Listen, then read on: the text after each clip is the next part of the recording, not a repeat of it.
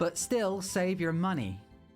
Also, good afternoon, everyone. I'm JAQKpanda, obviously, and it's nice to see everyone again. Now, I know everyone is excited, especially me. I know everyone froths at the mouth whenever they hear the words Dialtown, but we need to reiterate, this is a very wholesome, very Catholic, very safe for work stream. And we're going to keep this way. So at the mention of eggs, at the mention of penis, at the mention of anything, we have to remain very calm, very sensible. Okay? Okay. Now let's get back in there. So yes, chapter 3 was where we got up to. Wait. Why did it not do text?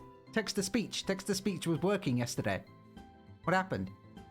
Ah. Anyway, wait. Where are my files? There we go. Okay. That's annoying. Maybe it didn't because the words penis were in there. I don't know. But regardless. It's not like I've got a ban on the word penis. Oh, it's a banned word. Okay, well. I'll blame the game for that. Anyway. So, back into character. I'm JAQK. I'm a gremlin. A goblin. And I hate myself and the world. Which isn't entirely untrue, actually. But nevertheless. As if I ever left. Exactly. So, here we go. Everyone ready? Ow. Okay. We're ready. Where am I? Nope. Eggs, penis, eggs, penis, eggs, penis, eggs, penis. There we go. Good job, Alec. You got around it. Now, where am I? Am I dead? Is this heaven? No, too small. Too cramped. Hell, perhaps? No, not nearly red enough. Limbo? Nah, this place doesn't look like a vast doctor's waiting room. Is that what limbo is meant to look like? Plus, no lukewarm coffee or elevator music. I like music, okay? I like it. Purgatory, final answer. Well, by my estimation, you've been stuffed into a cat carrier, which has, in turn, been abandoned in the middle of the woods. That is also likely, yes. Yes. Fred. I need to squirt. Not in a confined space. Fred. Not in a confined space! I feel like my head's full of jumping spiders, all of which are holding boom boxes. Who could have foreseen this abject misfortune coming? I warned you! 90% of the time one's given a free breakfast, you're being inducted into a militia, cult, or being kidnapped to have your organs extracted and sold. That, or you've just woken up having overstayed your welcome after some really mediocre sex. Been there. By process of elimination, it was bound to be one of the other three. You got off lucky. Baba wants out. Cool. So, stick your fingers out the bars and undo the latches on the carrier door. Just stick your fingers out of the door and fiddle with the 4 latches outside the corners of the... Oh, for the love of... Crafty house cats can figure this out, you know. Just thrash around till the carrier breaks into its constituent pieces then, I guess. Okay. Yay, I'm strong. Ouchie, me ribs. Oh, give me a break. Considering you aren't short exactly 1 kidney or on board an alien spaceship, I'd say that you got off lucky. Maybe the cat carrier itself was an alien ship. Somehow I doubt that. And why's that, Mr. Smarty Pants, What do you know about aliens? Well, I know there clearly weren't any aliens in the cat carrier. Lord, you were a tight enough fit. I very much doubt that even 1 alien could have been crammed in there with you. Maybe there were, and they were just, like, really small. If that's the case, then you definitely murdered each and every one of them with your bulbous, lime-hued ass while you were thrashing around aimlessly. Damn. What a way to go. Rip in rest, small aliens. A martyr's death. Honorable. Besides, I'm sure they would have probed you after knocking you out. And they couldn't possibly have done that, right? My ass feels undisturbed, so doubtful. And trust me, I know when my ass has been disturbed. Well, is any part of your body marked? No probes or chips. But I do have a note stapled to my spine. Ow. Just now realizing how much that hurts. Alright, yeah, those usually contain some strongly worded information. Go ahead, read it. Don't come back, the note seems to say...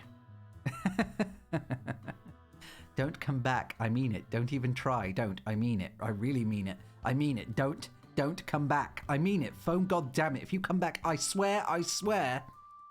Mingus.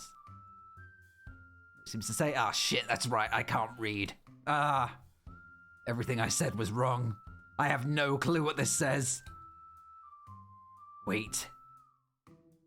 Mingus. I know that specific combo of hieroglyphics from the mayoral campaign posters. We call those letters, but go on. Yes. C. That's the cat lady. You know, the one with the cane. Politics puss. Great job. Never call her that in my presence again. And no, I like politics puss. It's going to be the politics ps. And there's more in the back too. Shit, I guess I'm not going to find out why I'm here. Bummer. Alright, may I make a worthwhile suggestion? I should go back, you're right, because it was a double negative. Though I don't know what one of those is, but yes, it was that exactly. Wander out into the woods and keep walking till you drop dead. Okay, yeah, that seems to be my best move right now. Gonna do it, gonna walk all the way home, and only die as I set foot back into civilization. Oh, woe is me! Oh, woe is me! Fuck! I am wandering through these desolate trees all alone. I am a lost little creature, left alone to die in the snow. It isn't snowing. Fuck! Please cease the weeping and wanting. How many monsters in the woods? I don't know. How many have I fucked? None. I mean, I tried to do that to Bigfoot, but he wasn't really going to that place, so I gave up. Although I'm pretty sure I would definitely try fucking Mothman. If given the opportunity, I mean. But that's just a guess. Don't quote me on that. Anyway. Does Bigfoot have... No, he doesn't. He doesn't even know what a fetish is. Maybe bananas. No, I shan't. Please, you'll wear yourself out and fall unconscious. Okay, never mind. Feel free to hasten the inevitable. Actually, if you want to really speed things up, then you should just jog on the spot while you're screaming. Use up the last bit of juice in that iguana-hued husk of a body. Okay. Woe is me!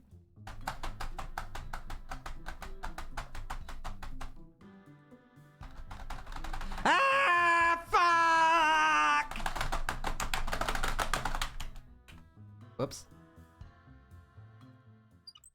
There we go. Oh, hey! Phone Jerry! I knew it! JAQK? Is that Ticket Jerry?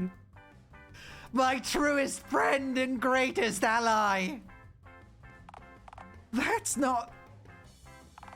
Okay, sure. Alright. What are you doing out here? Oh, I'm just on my way back to my pasture. Pastured? Pasture! I'm a shepherd now, remember? Ticket Jerry is dead then. You're now Sheep Jerry. Do I get a say in this? What a ridiculous question. By the way, about the sheep thing, is this a new development or... Are you seriously asking? You got me this job after getting me fired from working the ticket booth at the fun fair. Oh yeah, good ending of Randy's route, right? I remember. What on earth are you talking about, you sad little creature? Ah, it matters not. Sheep Jerry, it is so good to see you. Really is. Yeah, right. So, to reflect your own question back at you. What are you doing out here? Did my wife send you? For the last time, we've been over this. If I can't bring the sheep home with me, she can't bring our marital issues out to the pasture. First of all, your pasture. Just call it the pasture. Yeah. If the next thing you say doesn't engage me, I will try to leave, and should you attempt to stop me, I will become violent.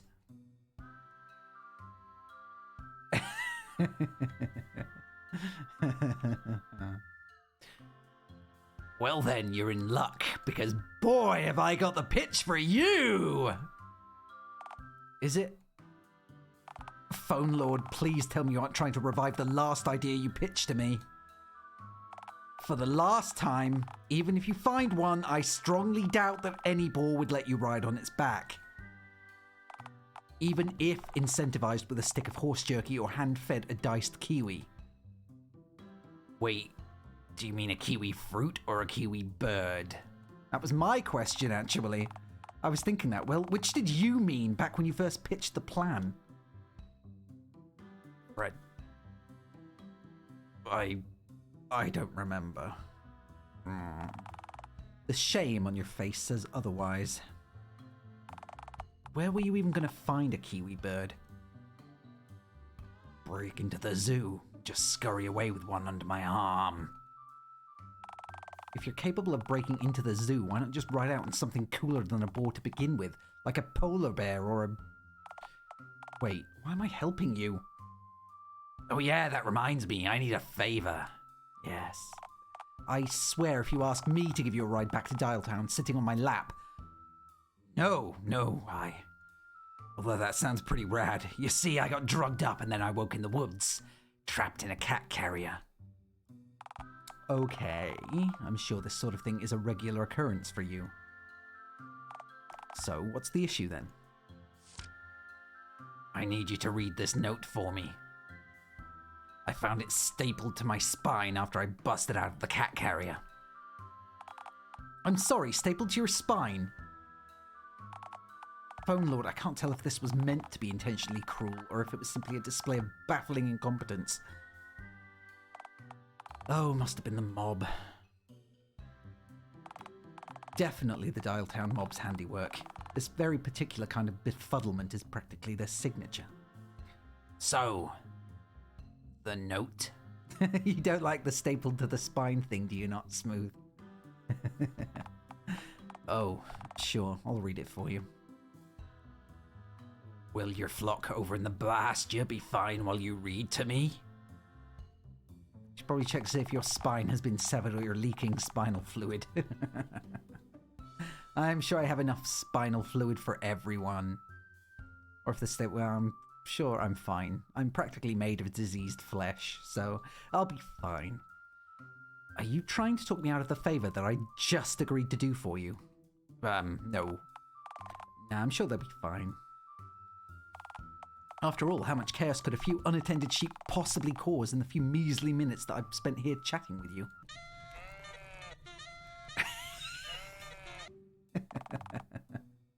I'm sure they're doing fine. Right, let's read what's on the front of this here note. Oh. It reads, "Don't come back, I mean it. Don't even try. Don't, I mean it. I really mean it. Okay, there's a whole page of this. Anyway, it's signed Mingus. I know that. Wait, the mayor exiled you? I can't believe she... Phone Lord, I thought she was done with all the exiling nonsense since Since what? Tell me, the law. Were you gonna say Norway? Are we in Norway, Jerry? Does this look like Norway to you? I mean, it's a lot of woods. For their, fjord creatures to live in. Look, do you want me to read what's on the other side of the note or not? Please! Do it.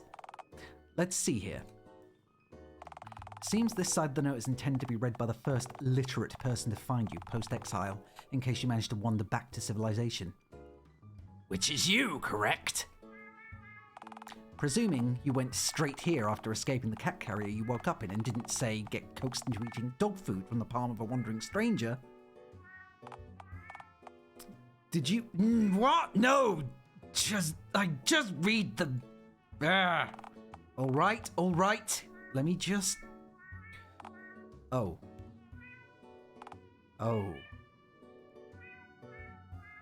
Ooh, does it say why Mingus kicked me out of town? The note hardly has 2 O's on it, Jerry. I can see more words than that. Hey, a pair. No, there's more than just my speechless reaction on that page. But... JAQKk, I don't think I should... You might simply be happier not hearing this. Jerry. What does it say, Jerry? Tell me. I need to know, Jerry. Tell me. All right, then. To whom it may concern. Alas, you have just encountered the heinous JAQKk, a vile and wretched creature. Strong start. Good writing. In all my years as mayor, I have never encountered a beast more repugnant than JAQKk. JAQKk is not just a burden, a pox, a leech on society, but also an immense threat to civility and normality itself. A fundamentally selfish creature, JAQKk uses others for their own, often self-centered schemes as if they were mere tools. Sounds about right. JAQKk frolics around in the open, breaking laws just as thoughtlessly as they have broken the collective hearts of our fair citizens. Excuse me, what? I've mended people. I have fixed them. I even got Jerry a lovely job as a pasture person. Freely engaging in public nudity and routinely harassing innocent civilians wherever they so wish. That's not nearly as much as Little Billy.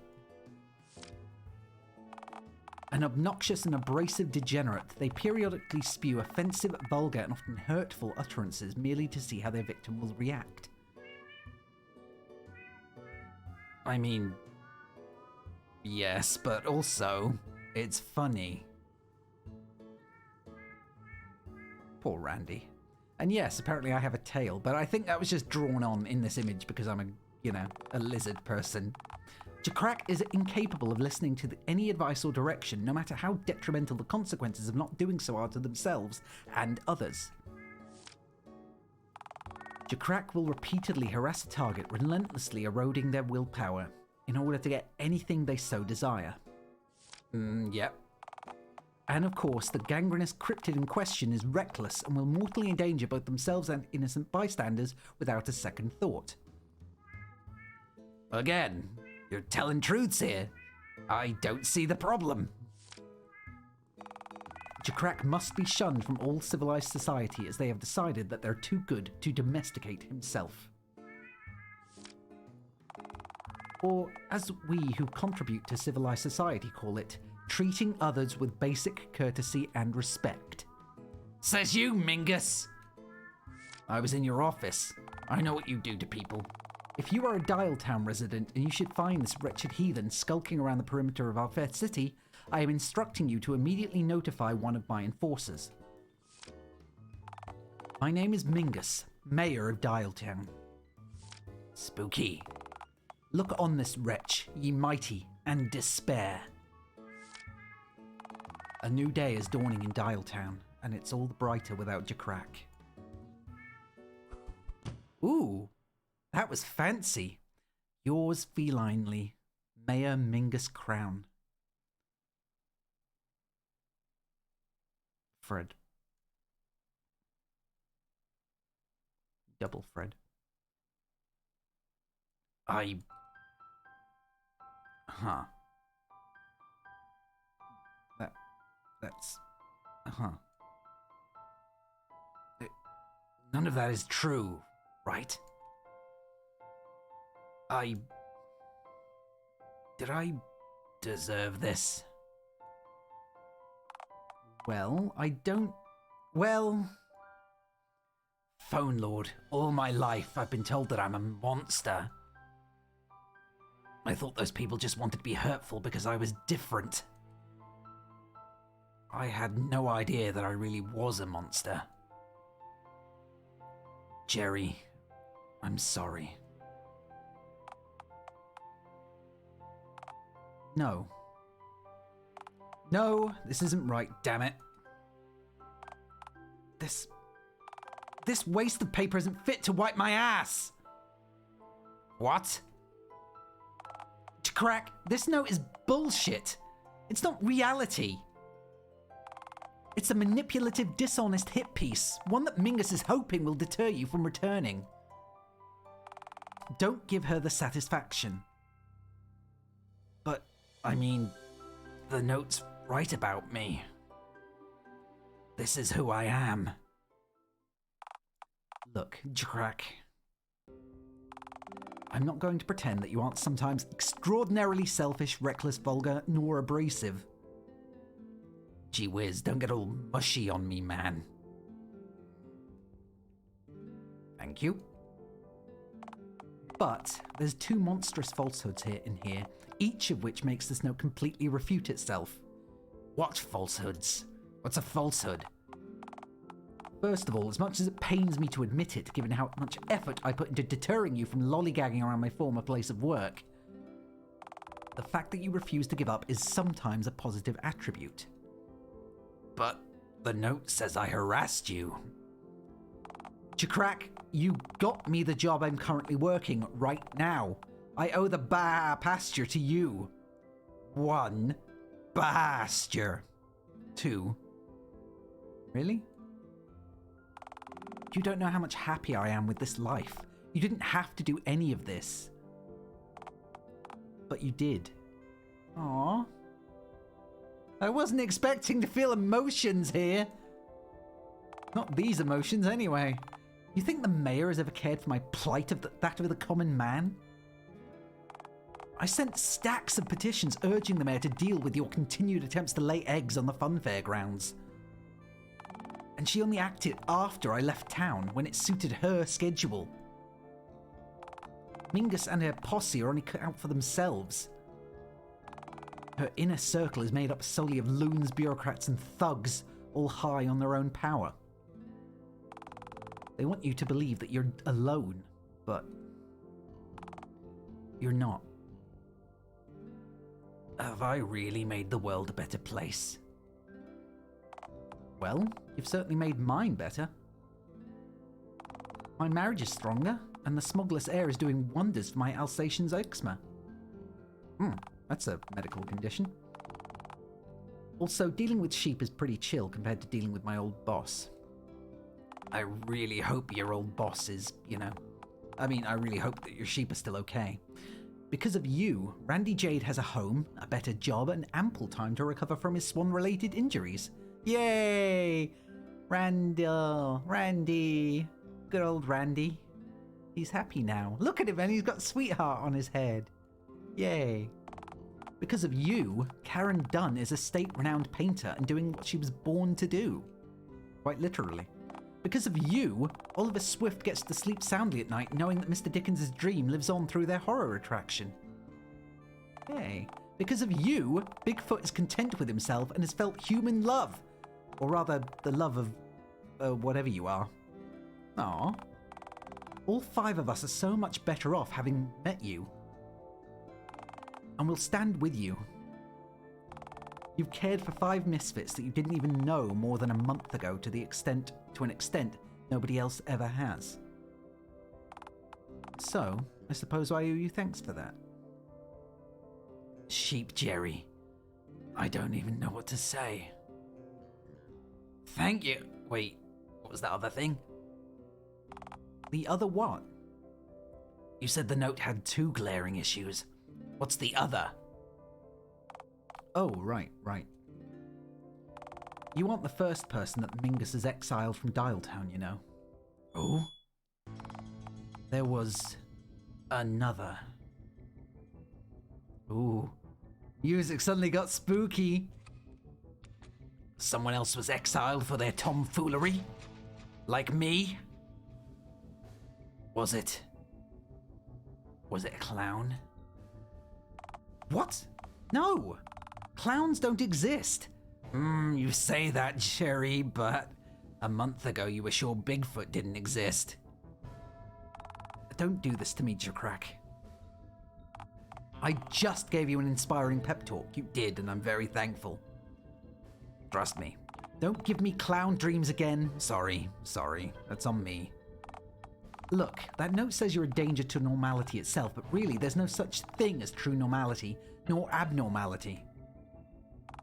Normality is just an illusion, a concept that changes to fit wherever, and perhaps whenever you happen to be. It's what people accept as the norm in a certain place and a certain time. Because of that, what's considered normal changes.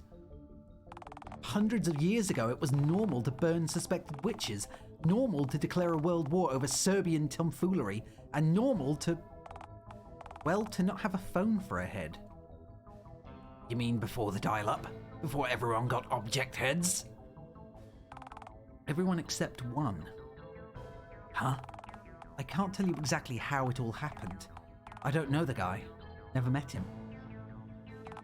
But he's the last human left without an altered head, to my knowledge. His head is made of flesh, not metallic pieces with a plastic shell. My head is made of flesh, in fairness. No! Stitches! He's a normie. Wow. Like I said, he's from another place, another time. Mingus exiled him from Dialtown for his abnormality. Said he conflicted with her vision for Dialtown, whatever the hell that means. But where he came from, he was normal, and we would have been abnormal. Like you, he got a bum deal. Where is he right now?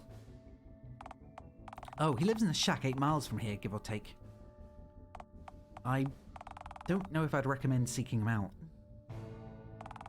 He's just as likely to shoot you on sight as he is to actually talk to you. Sorry, scratch that. He is far more likely to shoot you the moment he sees you than talk to you. I need to find him. I know that I'm not going to be able to talk to you. I know that I'm not going to be able to talk you out of this. But you could live out here with me and the sheep. I've got a spare pile of hay in the dry corner of my barn. Jerry. All right. Just know that if you ever grow weary, hungry, or get hit by lightning or whatever, I'll always be out here waiting for you. Jerry. Thank you. I'm going to seek this man out now. Okay, cut through the clearing and walk through the trees for 8 or so miles due north. You'll find the shack. And for what it's worth, good luck. I hope you find what you're looking for. I'm not gonna ruin the moment, even as a goblin. It's a nice moment, and I don't want to ruin it. Sheep, the real MVP, Jerry. I know, right? Thank you, Jerry. It's been my pleasure, truly. Please try not to walk straight into a bear trap. Wouldn't be the first time. Farewell, Sheep Jerry. Goodbye, JAQK. You're welcome back anytime. Oh! Oh, my heart. Oh, it hurts. Oh. That hurt more than being mean to Randy. Oh. And not in a, like, oh, my heart. Oh, like, and just, it's a positive thing, but I can feel it. A black hole that is my heart suddenly unbecoming a black hole, reverting to its sun-like atoms. Ugh, I'm so exhausted. Must have walked a good 7 miles by now, at least. Must have walked at least 7 miles, I would hope. But who knows, really? Could be as much, could be as little. 7 miles? Jerry is still within earshot. Keep going, you're doing great. Phone Lord. You know it's only going to get harder from here, right? If you're tired already, Jerry's always got that pile of hay in his barn. No, I have to find the normie man. Return to Dialtown. Alright, I'll address the power hose-headed elephant in the room then. Why? Why on earth do you want to go back to Dialtown so badly? Is this about your eggs? Well, duh! All of this was for them, damn it! All of it! The slight pan over to Jerry. I know, right? Oh, the game's timing is so good. Anyway, this was all for them, all of it. Okay, I know you invested an unusual amount of time and effort for you into birthing them, but you know they're probably going to look like you when they hatch, right? And what's that supposed to mean exactly? Just a factor to consider before you get yourself killed trying to get to them again. Angry face. Alright, quick trip back to Dialtown, grab the eggs, and hitchhike as far away from Dialtown as you possibly can. Oh, like hell I'm giving up on Dialtown. Fuck Mingus. I'm sorry, give up on Dialtown. They exiled you, JAQKk. The town's mayor has it out for you. Most of the citizens there treated you like some kind of monster. Why not start over? Why not take your eggs elsewhere and start a new life? I've got friends in Dialtown. I can't just let them go. No, spite. Spite mostly. Fuck Mingus! You've certainly got that in abundance, haven't you? My hatred keeps me warm. You ever played Final Fantasy? It's a good way of keeping warm. Just get angry. Let's just keep moving. I'll make sure you keep north. What if the real north was the friends I made along the way? I will guide you straight into lava, you know. I'm not stupid enough to step into lava, you know. You are, and I will test this if you contradict me again. Just go forward, JAQKk, before I decide to do just that. Okay.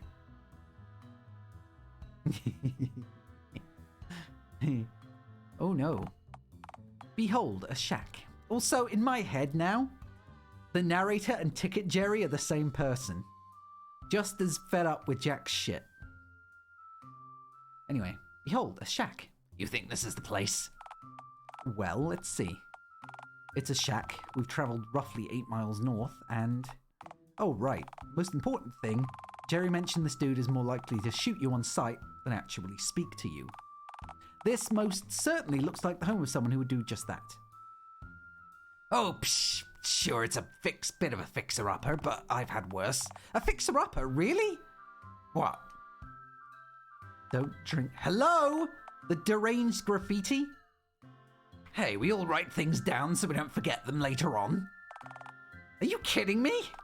Don't drink the water.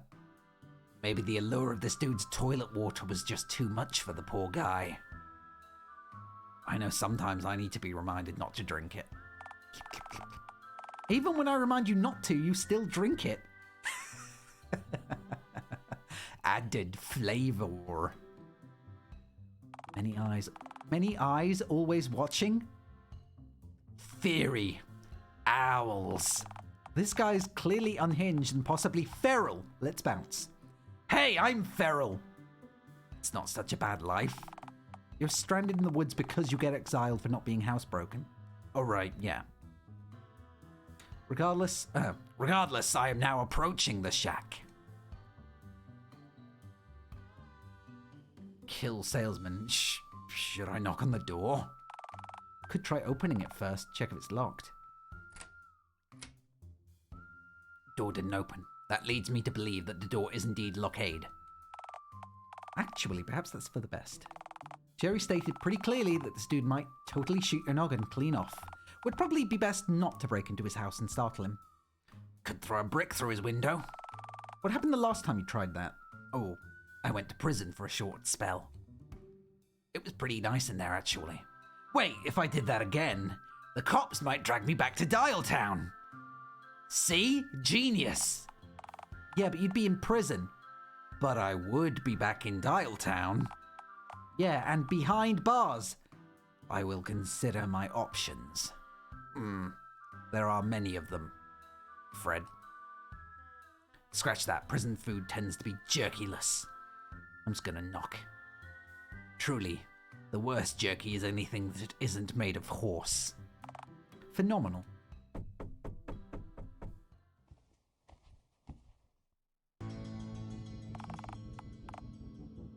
Oh shit.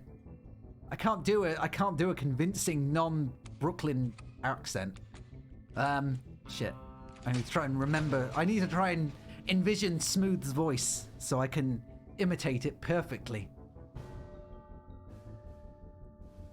No, it's not happening. I'll just have to do my best impression of a hick.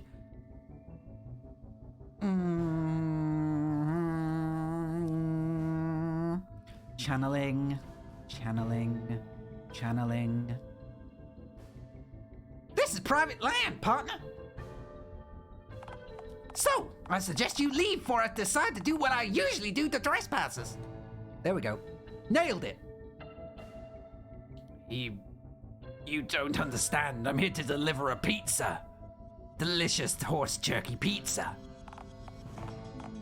Well, I didn't order a pizza, so why in tarnation would you assume that'd work?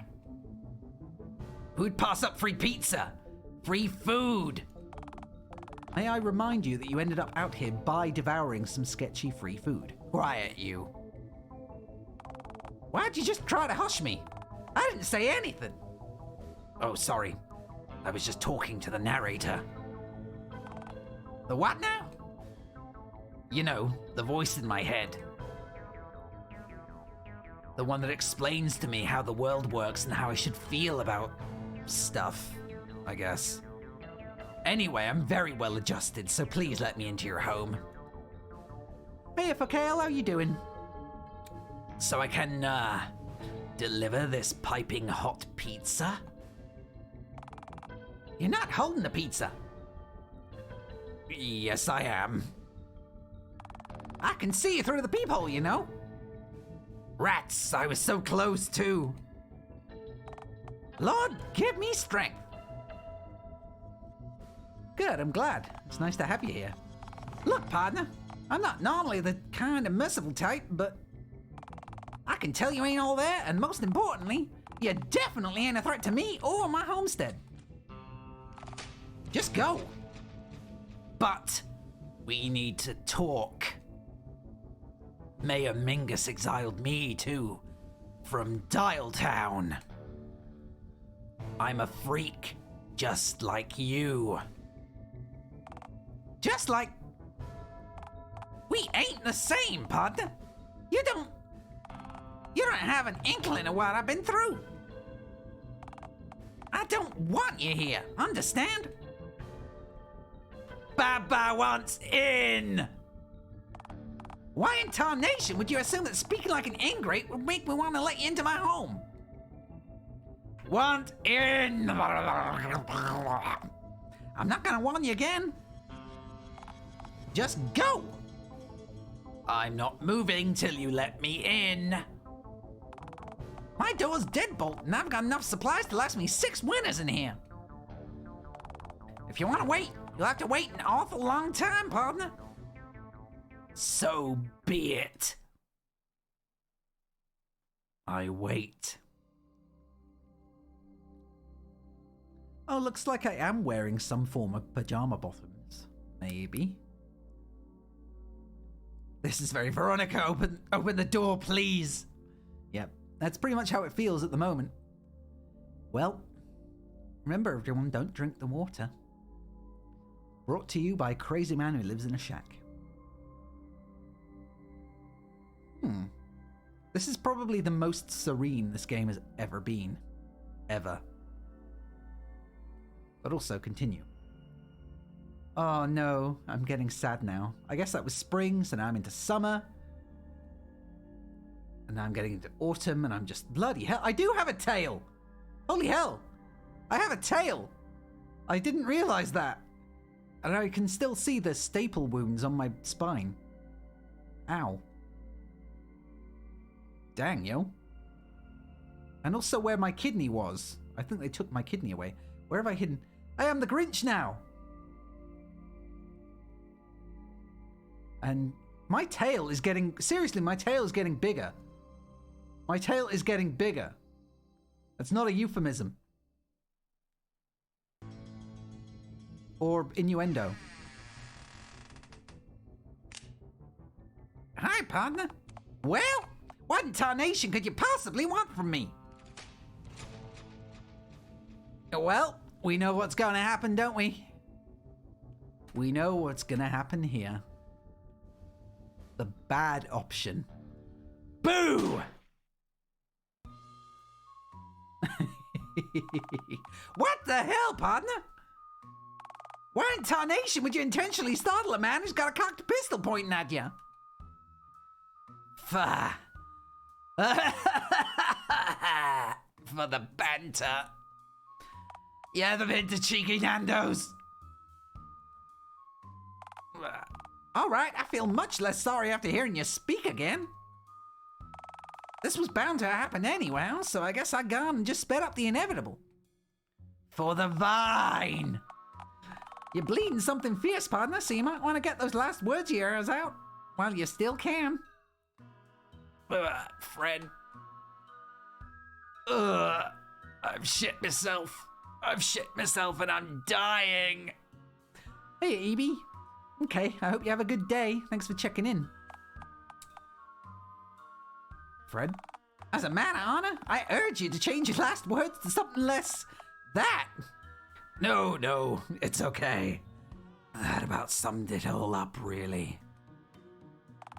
Do you have any last wishes, you poor green bastard? Yes. Please mail my body to Randy Jade over in Dialtown. Huh. All right, stranger. Consider it done. Is he, Kenny is? Oh, no. Nothing like that. He'll just make sure my body meets my eggs. I'd just give anything to see the look on his face when he opens the package with a dead me inside. I'm gonna put you down and let you die on the cold hard ground because your last wish stinks worse than your britches right now. That's fair, yes. Okay. Hello, phone Satan.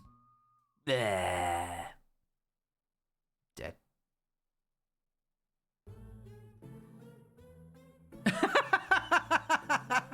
The ending where you get shot by a deranged cowboy and are subsequently mailed to Randy.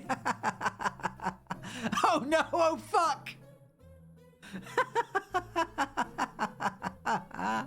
Oh no. His bandage is what... It translates his emotions. Oh man, poor Randy. Oh well, I'm glad I ended up in Randy's arms. Well, technically.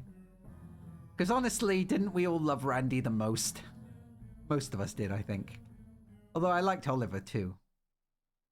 I think Smooth just liked Bigfoot. But nevertheless, let's try again. Let's keep going. Hi. Just, you know, hi. Hello. Sheep Jerry the best. Squatch a silver medal. Aw. You can't date Jerry though, sadly. Just stay in his barn. You know, partner, I get the feeling you're like a leech. That's what they tell me. Oh, you're calling me a parasite, like Mayor Mingus did.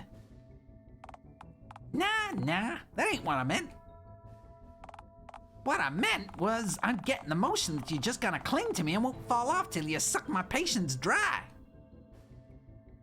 If you let me in, I can suck something else dry. Okay, yeah, that's an accurate portrayal of my entire gimmick, sure. I mean, that is basically me. I didn't want to give you the satisfaction, but... well, the way I see it, you clearly ain't gonna quit, and the sooner I talk to you, the sooner you'll be on your way. Step inside and be quick about it. We'll get this chat of ours over with right quick. Right quick. Yeah. Yeehaw. Oh boy. This is definitely Direct Doggo again. I'm pretty sure Direct Doggo is every single character in the game. So you're... huh. Say, what's with the paper bag? It's wood, man. Why'd you think I have it on, partner? I like how his face changes. Ooh, are you covering up an embarrassing bandage on your forehead? That's the same guy I asked you to mail my body to. He does that. One that says something akin to fuckface, and if you take it off, you'll explode. What in tarnation are you gibbering about? Is this sort of thing what they're teaching kids in school nowadays about folks like me? It's a real condition. I've met a dude like that, seriously. Uh-huh. Is he like me? What, a space cowboy? Not sure what makes him space, but I'm gonna say it anyway. No, I mean, a fella without an object head. Oh no, he's not quite a person, granted, but for unrelated reasons. Poor Randy. You know, speaking of not quite being a person, I gotta ask. Why does your flesh have the hue of a watermelon anyhow? You like it? No. God, no. You look like a fucking... God.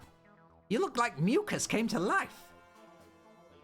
As a matter of fact, I find you physically repulsive. Oh yeah? Take the bag off. Let's see which one of us is the real freak. You take that! I'm plenty good with this here bag over my face, thanks. I'm just doing an impression of the cat from Red Dwarf. And not a good one.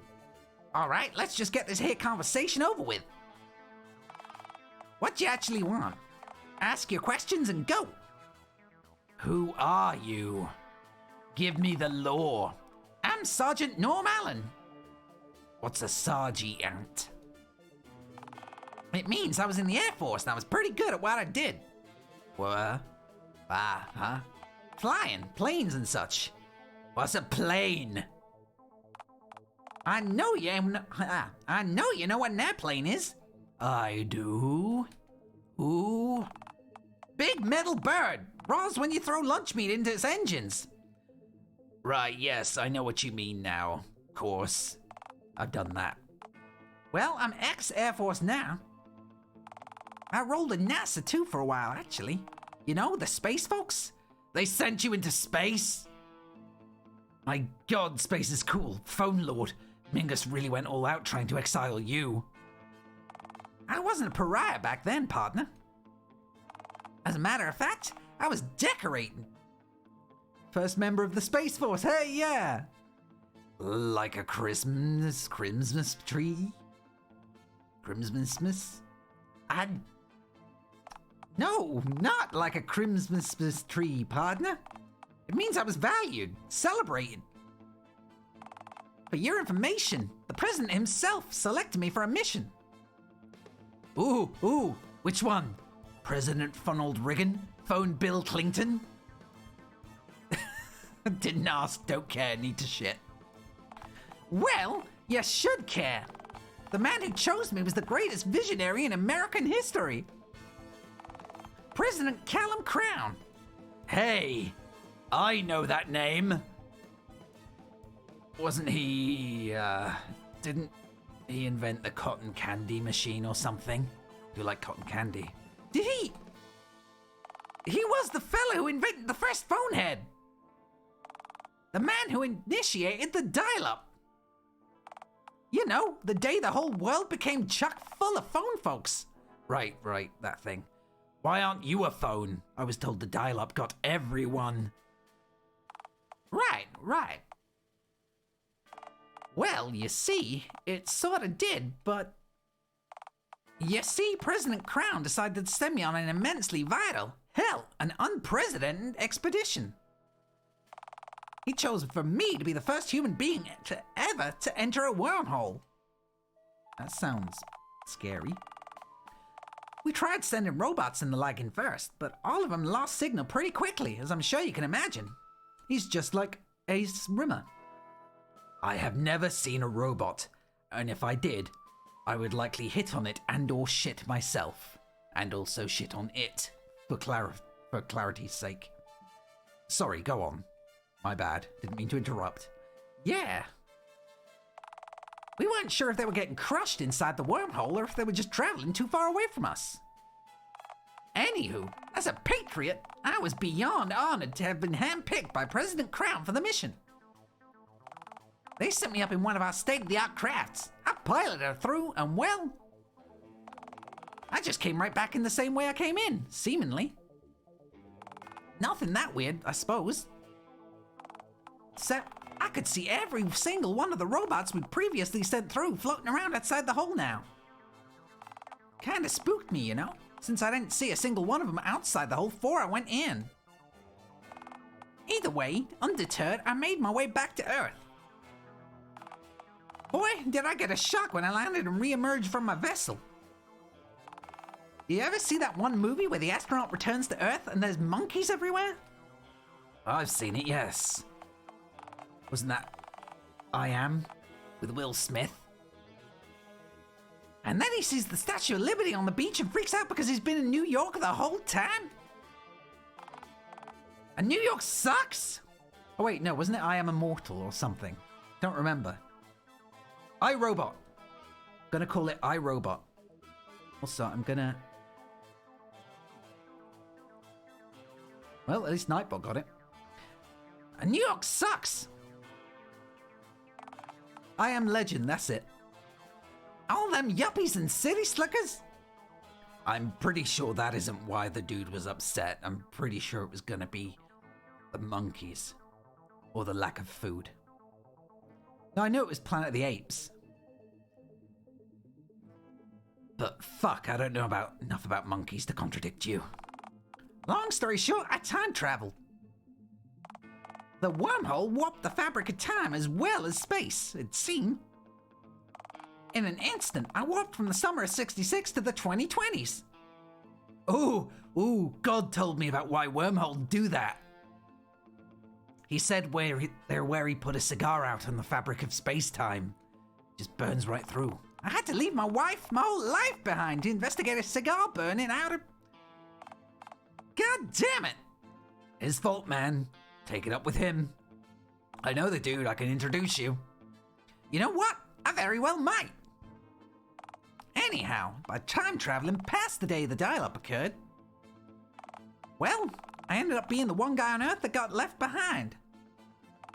The one normie left. Well, except what? I heard something happened with the clowns? Ugh. Right. They marched on DC and got all gunned down by the new gun-headed riot police.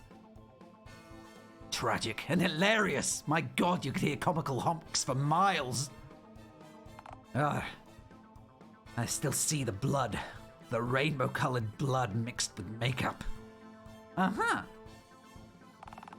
I remember when clowns were everywhere, you know?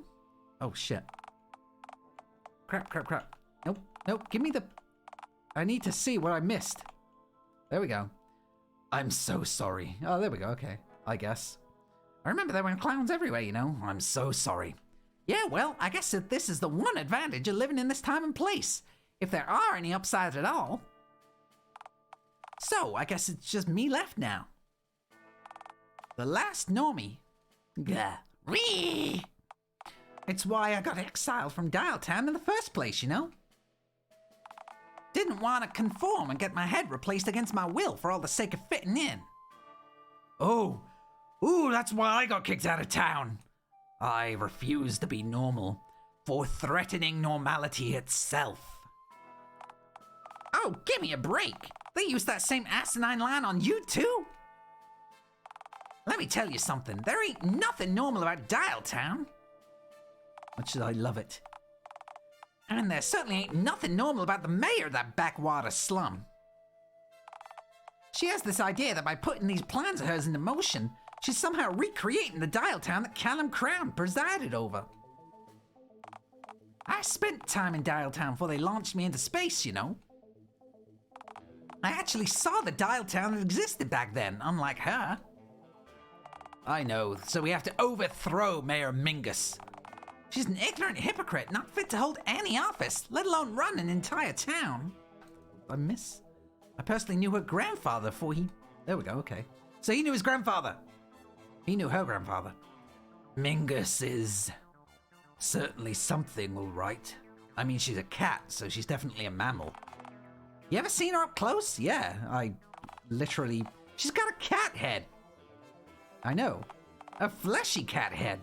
Pre-dial-up era. Okay, take care, Pear. Thanks for popping in. Have a good day.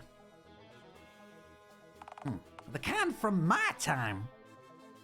You know why she got that engineered, right? Because her grandpappy, President Callum Crown, had a cat just like how she looks now. No.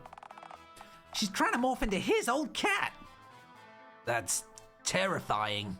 But why? Good could that do? Sure as hell beats me. I don't know why anyone would want to look like she does. And somehow she gets elected into public office and time and time again, looking like that. They're happy to kick me the curb, yet their leader is the very definition of abnormality. She's a hypocrite. They all are in that damn dump. Dialtown's a town of bigoted hicks. Everyone in that godforsaken town's guilty by association. Oh, not everyone in Dialtown is that bad. I know at least 4 out of the couple thousand that are good people. Excuse me? They threw you out on the curb too, didn't they? The mayor's a prudish puss, fine. But I have friends back in Dialtown too. Friends that I helped and who love me.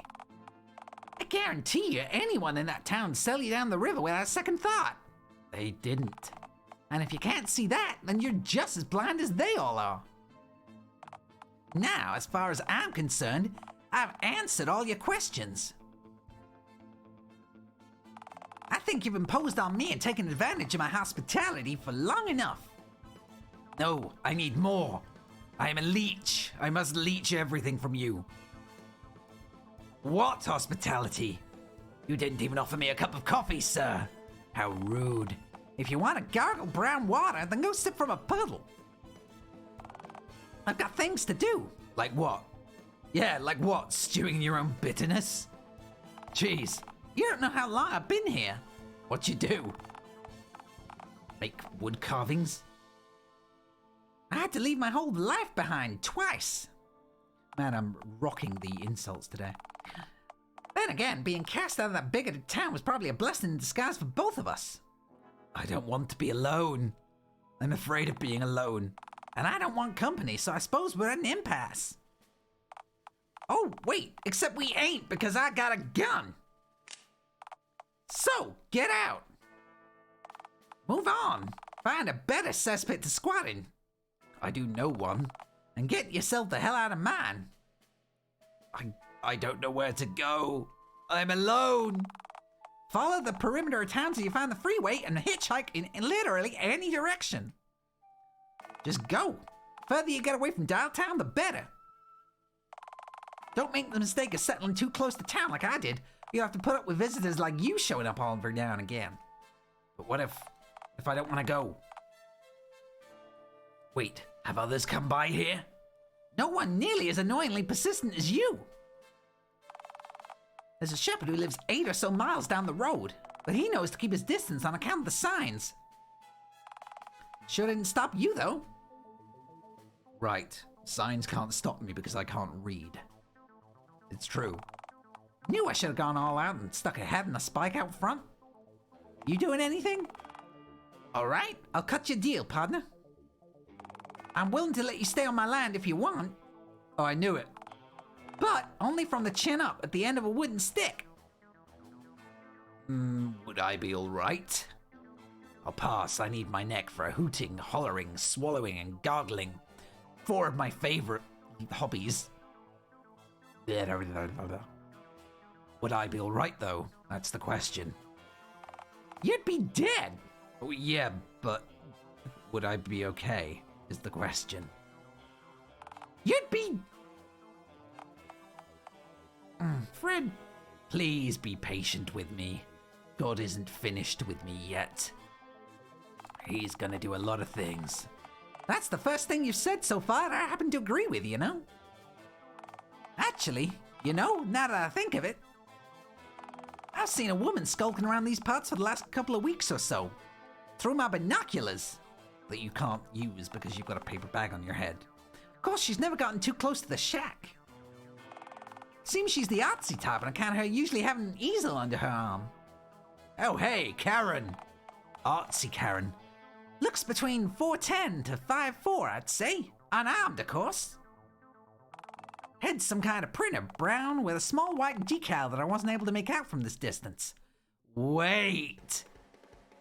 Karen! You found Karen! You know this woman? Yeah,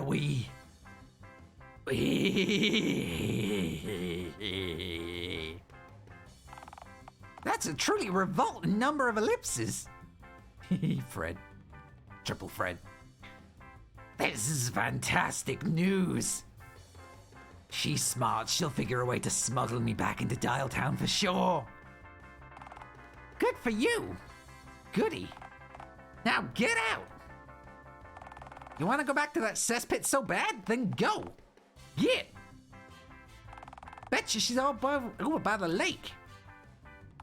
That's where I'd go if I wanted to paint something from around these parts that wasn't trees, dirt, or sheep. Oh yeah, alright, Fred. I guess I'll go look for her then. Yep. Guess I'll just skedaddle now. You've already said that. I feel weird just leaving you here. Don't. I want you to. But I feel like we've really hit it off. You and me. We haven't, and it took an enormous amount of restraint not to shoot you at least 18 times in the last 3 minutes. Hey, Kay, I thought you were taking time off. I thought you were going away because you didn't want to get headaches, and there will be a lot of headaches here. But also, oh well? Oh well?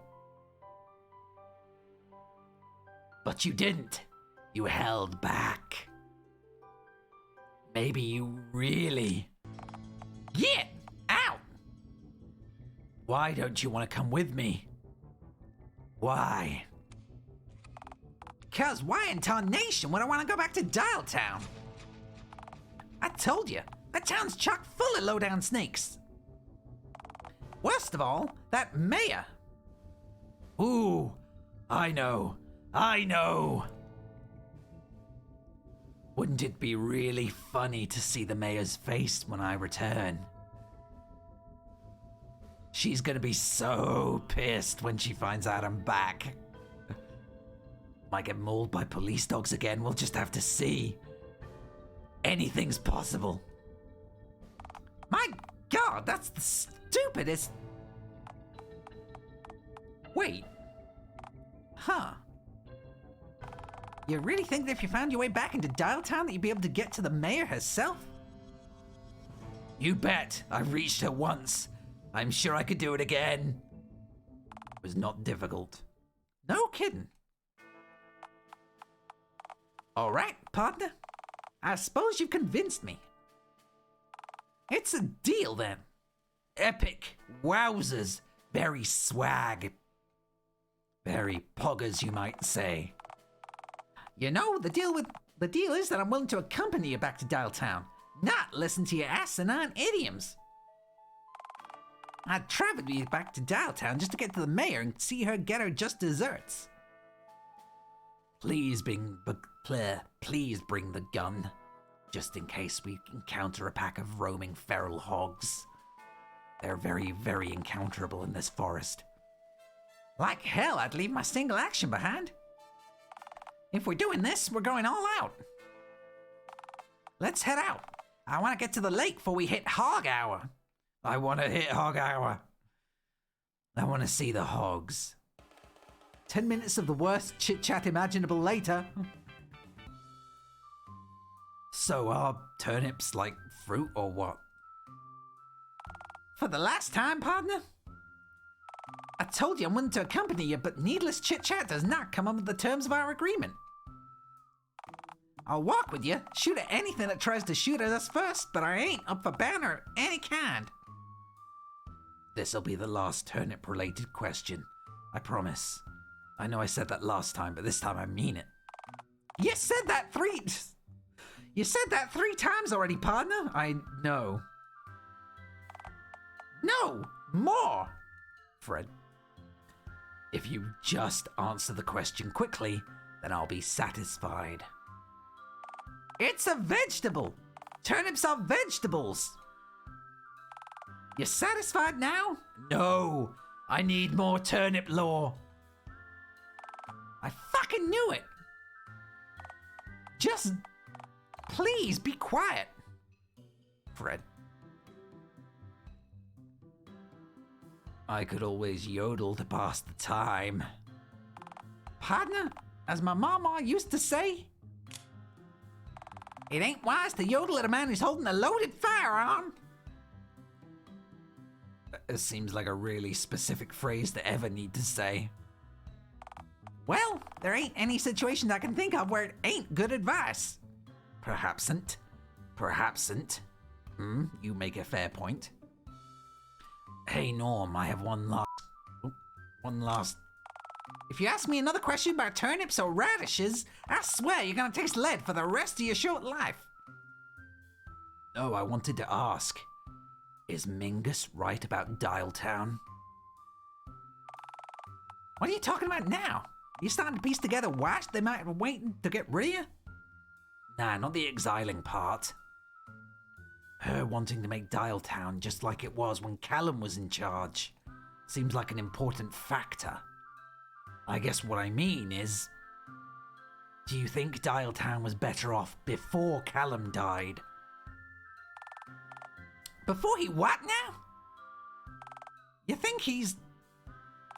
You don't know a damn thing about what the President Crown achieved, do you? I know he had a funny head, wore a flag tie and made lots of telephones. Seems fairly odd for this world, but that's the gist of him, right? The gist that... He was the greatest leader this here country's ever had. A visionary. And a tragic waste of potential in the end. I found out what happened to him after I jumped forward in time, of course. So wait, he's not dead, but he is gone. That's the long and short of it, yeah. To my knowledge, he's alive and kicking, but still completely gone. I'm even more confused now. You make brain hurt, Magic Hat Man. All right. Maybe you'll understand if I start at the very beginning, context it all. Ahem. Callum Crown was born here in Dialtown in 1923. Ooh. Growing up in the 30s, in an era of depression and change, Callum found himself transfixed with the technology that was becoming slowly commonplace at the time, namely the telephone. Callum was born with a severe deformity, having only one complete limb, his left arm.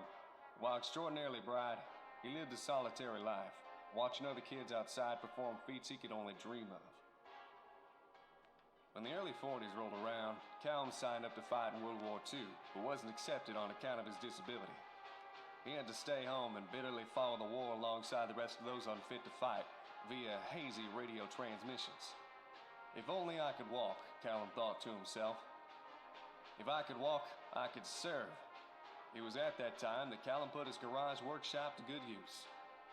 made use of scraps of just about any metal he could get his hands on, forged himself a pair of prosthetic legs, which, while crudely assembled, were virtually unheard of at the time. He sent the Army Registration Office a note, vouching for his new metallic appendages, vowing to join their cause, whatever the cost. He never got a reply. So he simply sent another letter, then another, and another. What started as one letter quickly became dozens. Well, at least he didn't give up. Always a motivated guy, Callum decided to use his head, try something new. I am Callum Crown. Bought his first telephone. After getting through to Dialtown's head enlister, Callum found out that to his shock, every single one of his letters had hit their mark, but was simply thrown out en masse. I'm here to recruit the best of the best this country has to offer, the recruiter stated over the phone. Not some freak with metallic legs who'd slow the rest of my boys down. With a single disconnecting click, Callum's dreams were obliterated yet again. Callum, now full of spite and determination, decided to better himself further. He built himself a right hand out of just about any metal he could find left over from the construction of his legs, connected the copper wires to his own nerves, and forged the very first fully working prosthetic hand. With the war winding down, Callum decided to go out to patent his designs.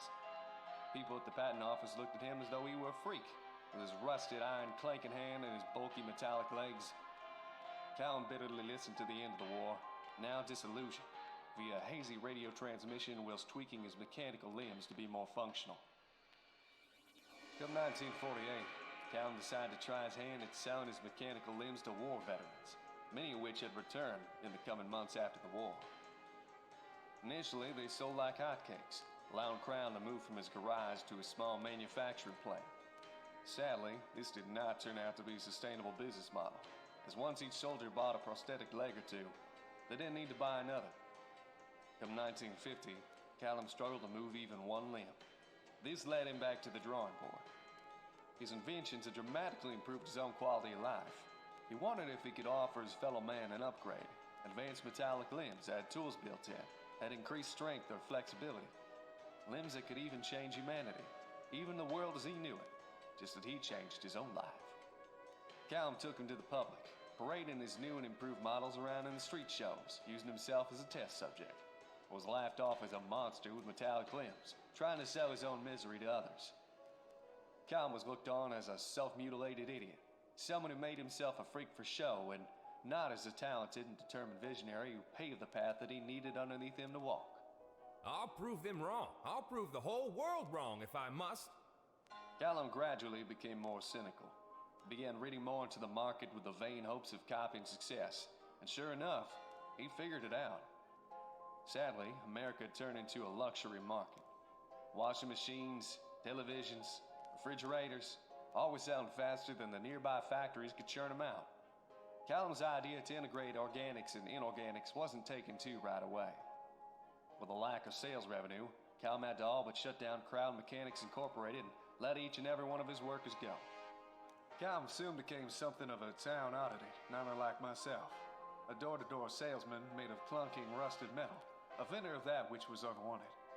Callum somehow felt lonelier than ever before, even more so than when he was back in his garage, watching the rest of the world move outside his window. He reflected on his loneliness, once again being bound to his workshop next to his phone, desperate not to miss a single opportunity for his dream to take off. His phone. It connected him to the world outside of the workshop, to the rest of Dialtown. Perhaps it could again. That's when he realized. I've got it now. Callum spent a full year working on his new design. A telephone that's built into your head, could be swapped and traded for other such devices, and has a 5-year warranty.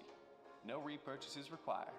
Surprisingly, despite their clunkiness and novelty, the practicality of having complete and portable phone access anywhere in the world through airwave frequencies wasn't lost on people. And interestingly, the phones caught on quickly. A typewriter alternative even became common, allowing text to be printed from one's own head, as if the user was having a conversation with the very paper itself. Unpredictably, these phone heads caused a massive boom to employment, with young men and women getting hired left, right, and center as both manufacturers, but also operators in switchboard exchanges. This economic boom made Callum extraordinarily popular, which he used to run for mayor, the Senate, and finally the presidency, All three roles he walked into, seen as a visionary, a man who could change the face of America for the second time. Becoming leader of the United Nations, Callum proposed to the world his vision for the future. His idea of a functional, inclusive, and wondrous mechanical world where all problems from famine to animal extinction, societal conflict, to resource shortages, all could be solved, preventing future wars and creating worldwide harmony. However, due to paranoia, he refused to write the plan down in its entirety or tell anyone what it is prior to the proposal's agreement. Needless to say, the vote in favor for the plan won by a landslide. In the coming years, the whole world was converted to have inorganic heads. Women, children, animals too. Callum stood on the tallest podium given to a human being today, and failed the hardest for it. He began to give his ultimate speech, his oratory opus. My fellow humans, now for the moment you've all been waiting for. Without further ado, the full details of my plan to substantially improve the whole world.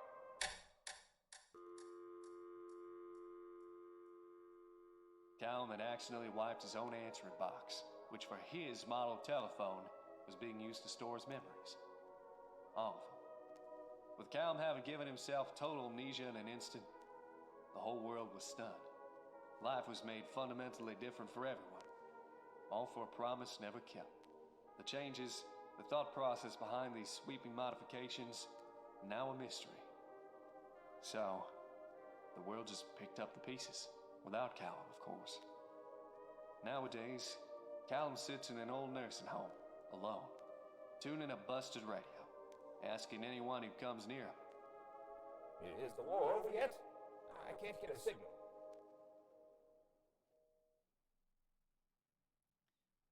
Wow. I was not expecting that much exposition, and definitely not to that serious a degree. Yeah, that was a hell of a lot. Wow.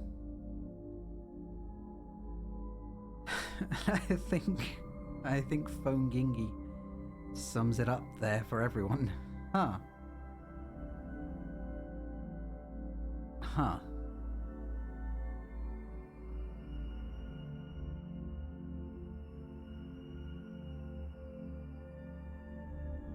He lived an extraordinary life.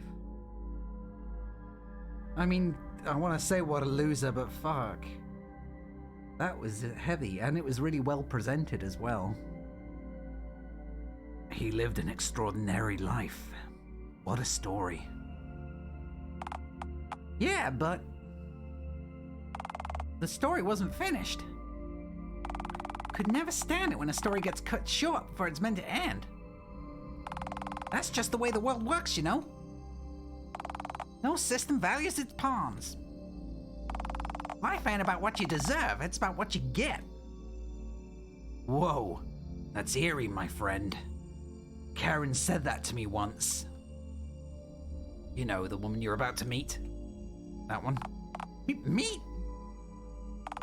You make your arrangements with her and I'll just keep my distance, thank you very much. She'll likely have questions about the space cowboy lingering in the distance, though. She can ask you as many questions as she cares to. My answer's still the same. I swore that I'd accompany you till we reach the mayor, but I said nothing about chatting to your strange friends.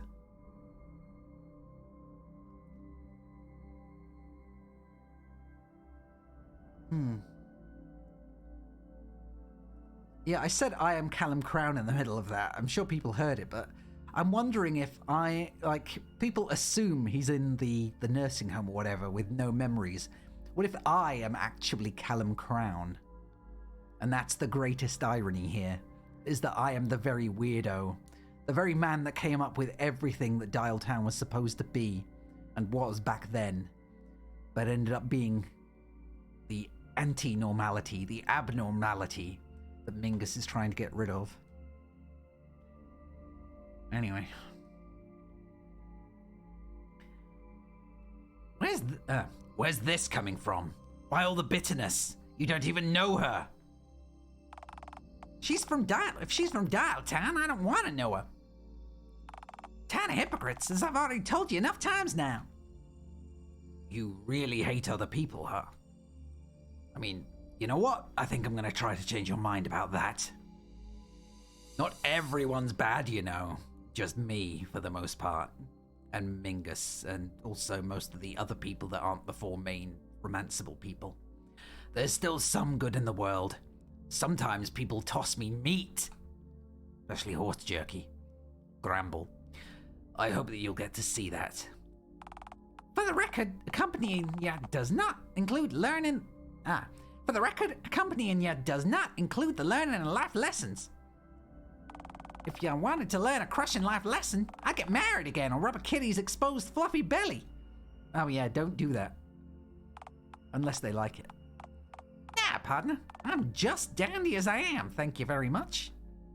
I know we've now heard his voice because he told the story, but I'm going to stick with the high-pitched prospector. Now then, let's keep moving. Mostly because I don't think I could actually do the same voice in that register. In a much lower register. Sun setting, believe it or not? Nah, can't do it. I don't want to see you break your ankle, stepping in a gopher hole, for me to having to put you out of your misery like a broken horse. Like a broken house.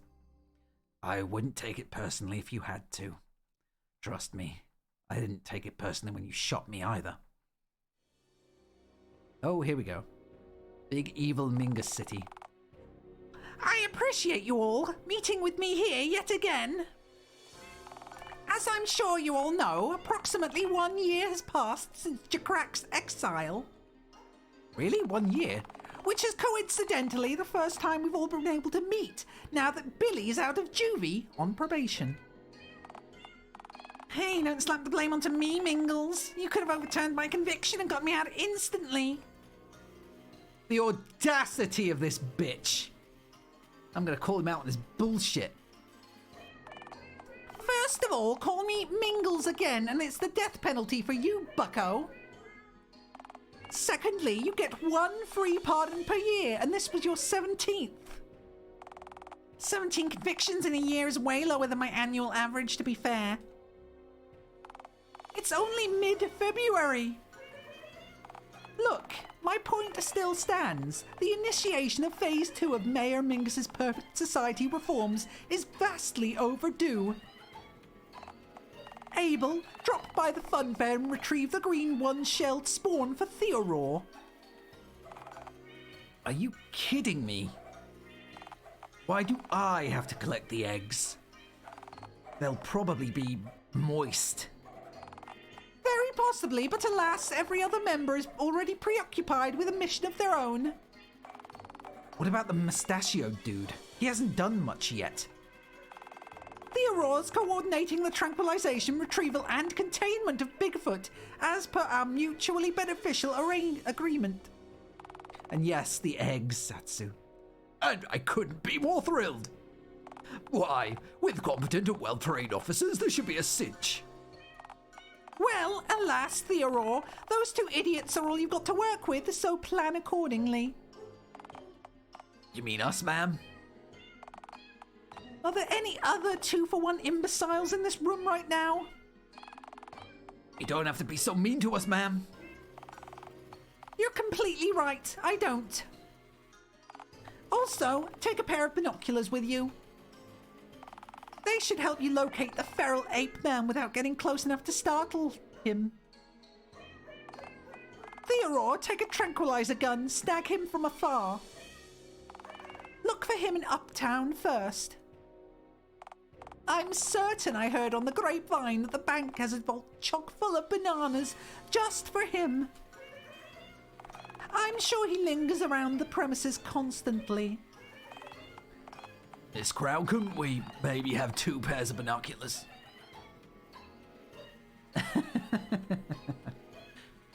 2 pairs of binoculars? Who am I, Winston Churchill? Just say no and move on. No! Billy, go get some fresh batteries for your megaphone from upstairs. Actually, let's... Oh shit, I haven't set... Fuck, I didn't save. Ah! I was gonna go back and... Fuck. Oh well. So you're saying... Yes, you can have the megaphone back on the condition that you don't use it in here again.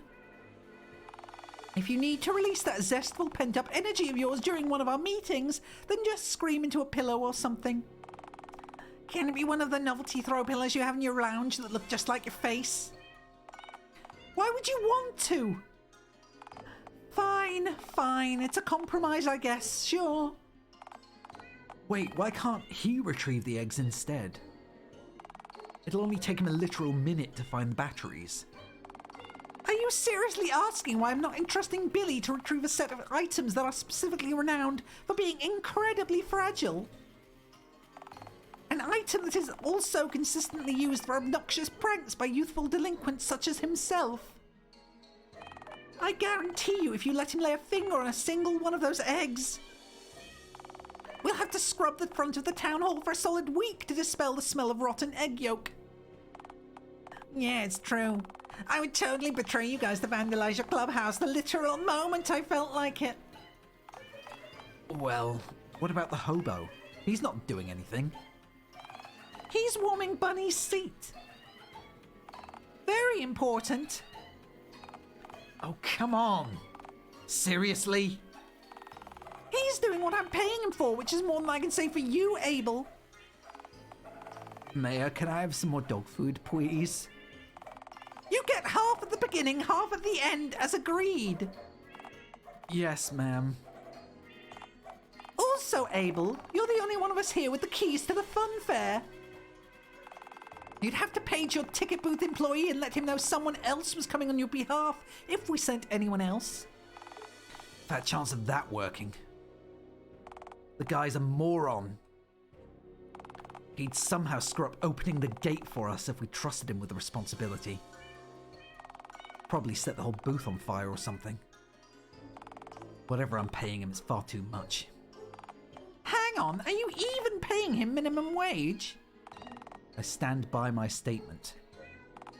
Look, how about this? If you go now, I promise you won't have to go back out again for the rest of the night. It's not Jerry that's running it anymore. Jerry is now Sheep Jerry, working the pastures. The pastures, sorry. Which suits me, since you have no useful attributes aside from owning numerous roller coasters, so it's not like you're good for anything else. All right. You didn't have to be so scathing about it. Next time, do as you're told the first time I ask, and I'll give you a wrapped peppermint instead of a harsh reality check. Now, get going. I believe we're all ready to initiate stage 2. Wait, hold on. I have a question. Let's hear you. Oh, gaslight God. Are we going to gaslight God again, or are we going to hear him out?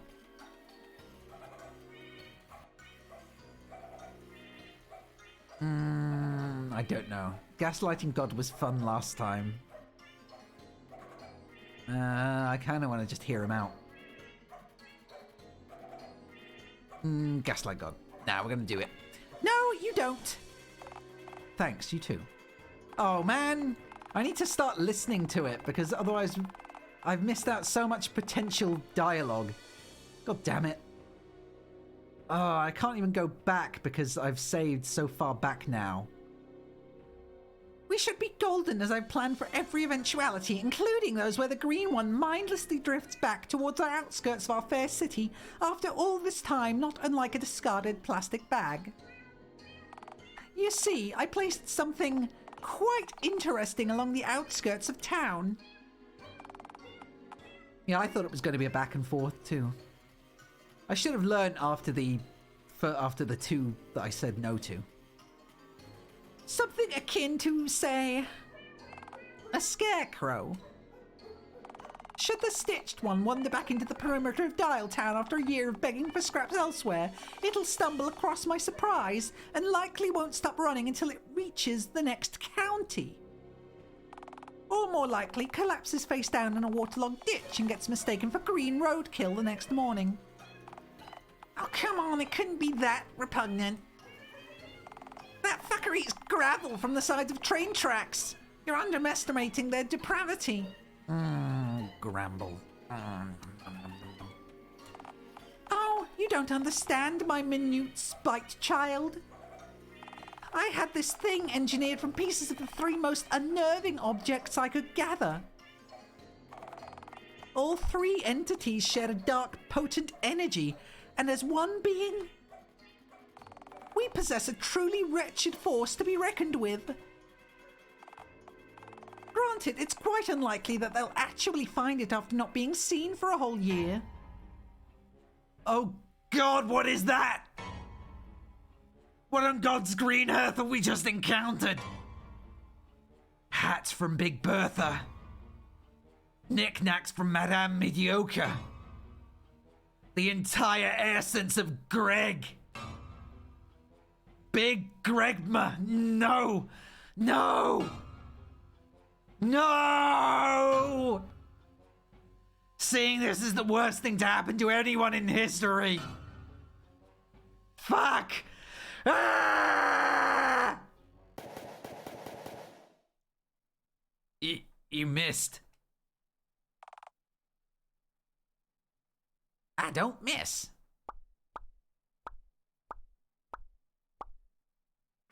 Nice. You were saying? Normie. How? When you live in the middle of bumfuck nowhere, there's really only 3 things that you have to occupy yourself with. Shooting tin cans, hunting for your supper, and swatting flies, all 3 of which majorly help hone your aim. Especially that 3rd one. Good lord, the amount of critters you get wandering and flying into your house.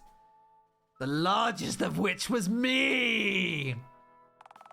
And the most annoyingly persistent. I'm told that's one of my positive traits, to be honest. At least flies move away from you for a moment when you swat at them. I'm a lovable creature. Yeah.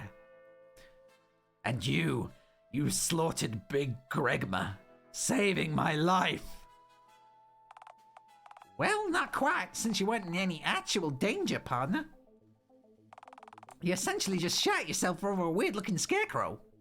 But had you not shot it, Phone Lord, I'd have ran till I hit the next county. Okay, whenever you hit a checkpoint spot, you should reload. I mean, I could just do it now, couldn't I? I'm not sure how long this entire section's going to be, though, so... right, so yes, the shack's front door. I'm not sure how long this entire, hello.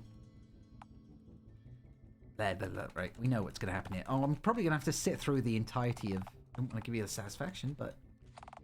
Well, we're probably going to have to sit through the entirety of the Callum Crown segment again, but I'm not sure if I can skip it.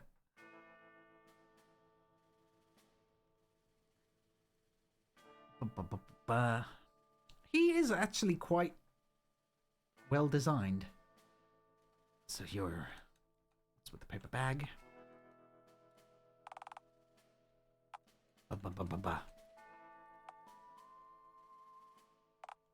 I mean, I could also be looking at the other dialogue options here, but... Meh.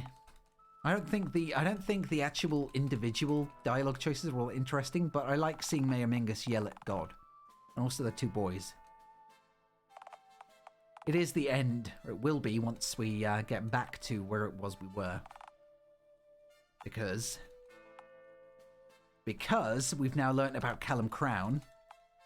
And it was, well, we learnt a lot about Callum Crown. It was actually just one, like, 3-minute, what's it called, video? 3-minute exposition video. It was very heavy and very sad. In fact, I wasn't expecting to actually have emotions in this chapter. Well, not like sad emotions, emotional emotions, more like rage and funny. But, hey, Winter. But oh well, we can see what happens. But I wish there was a way, there must be a way to skip through this faster, I'm sure. But it just doesn't seem like it.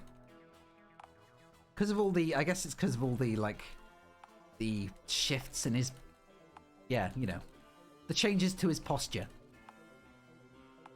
Because of that, I think it just takes longer because it needs to have the shift, and then the dialogue box comes up, making it all much, much longer than it needs to be. Especially given the amount I'm going to have to go through. I should have saved when we got to the Mayor Mingus section. God damn it. Maybe I should just, like, do that one-on-one with Smooth, and I'll tell you what it says, instead of sitting through all this again. Because, my god, there is a lot. We know exposition about Dialtown, and why Dialtown is the way it is, and how it is the way it is. Also, when the way it is. Literally, because he drove through a portal, a wormhole.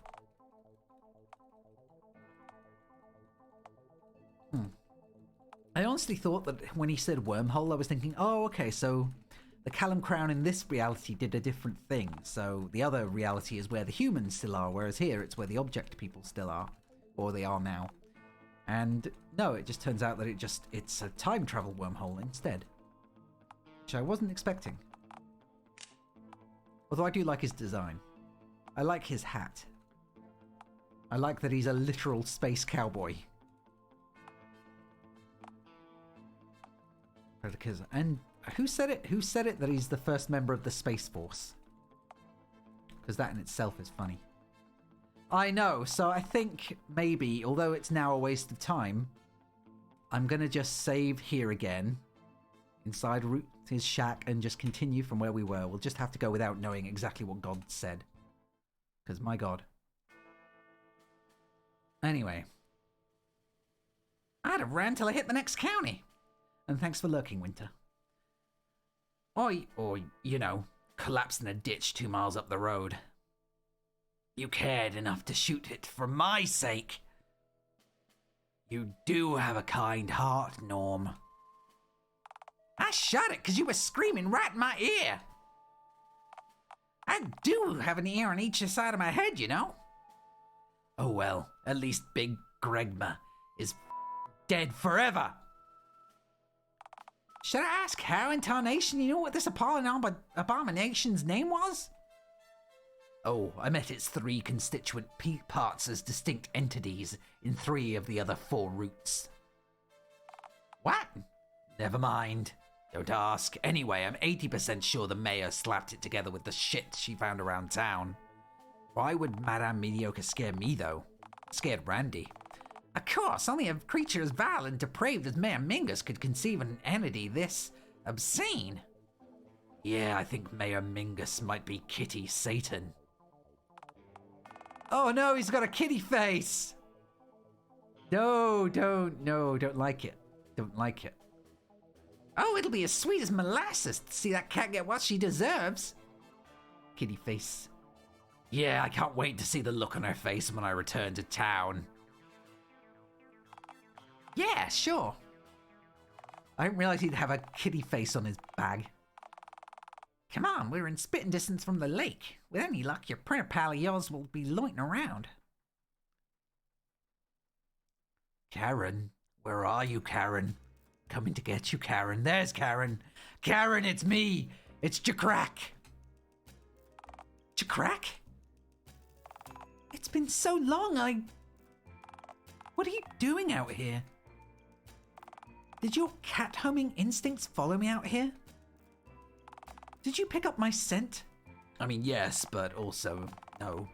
If you did, that's an extraordinarily impressive given that I haven't seen you in at least a year. I ain't surprised in the slightest to learn that they got the nose of a bloodhound.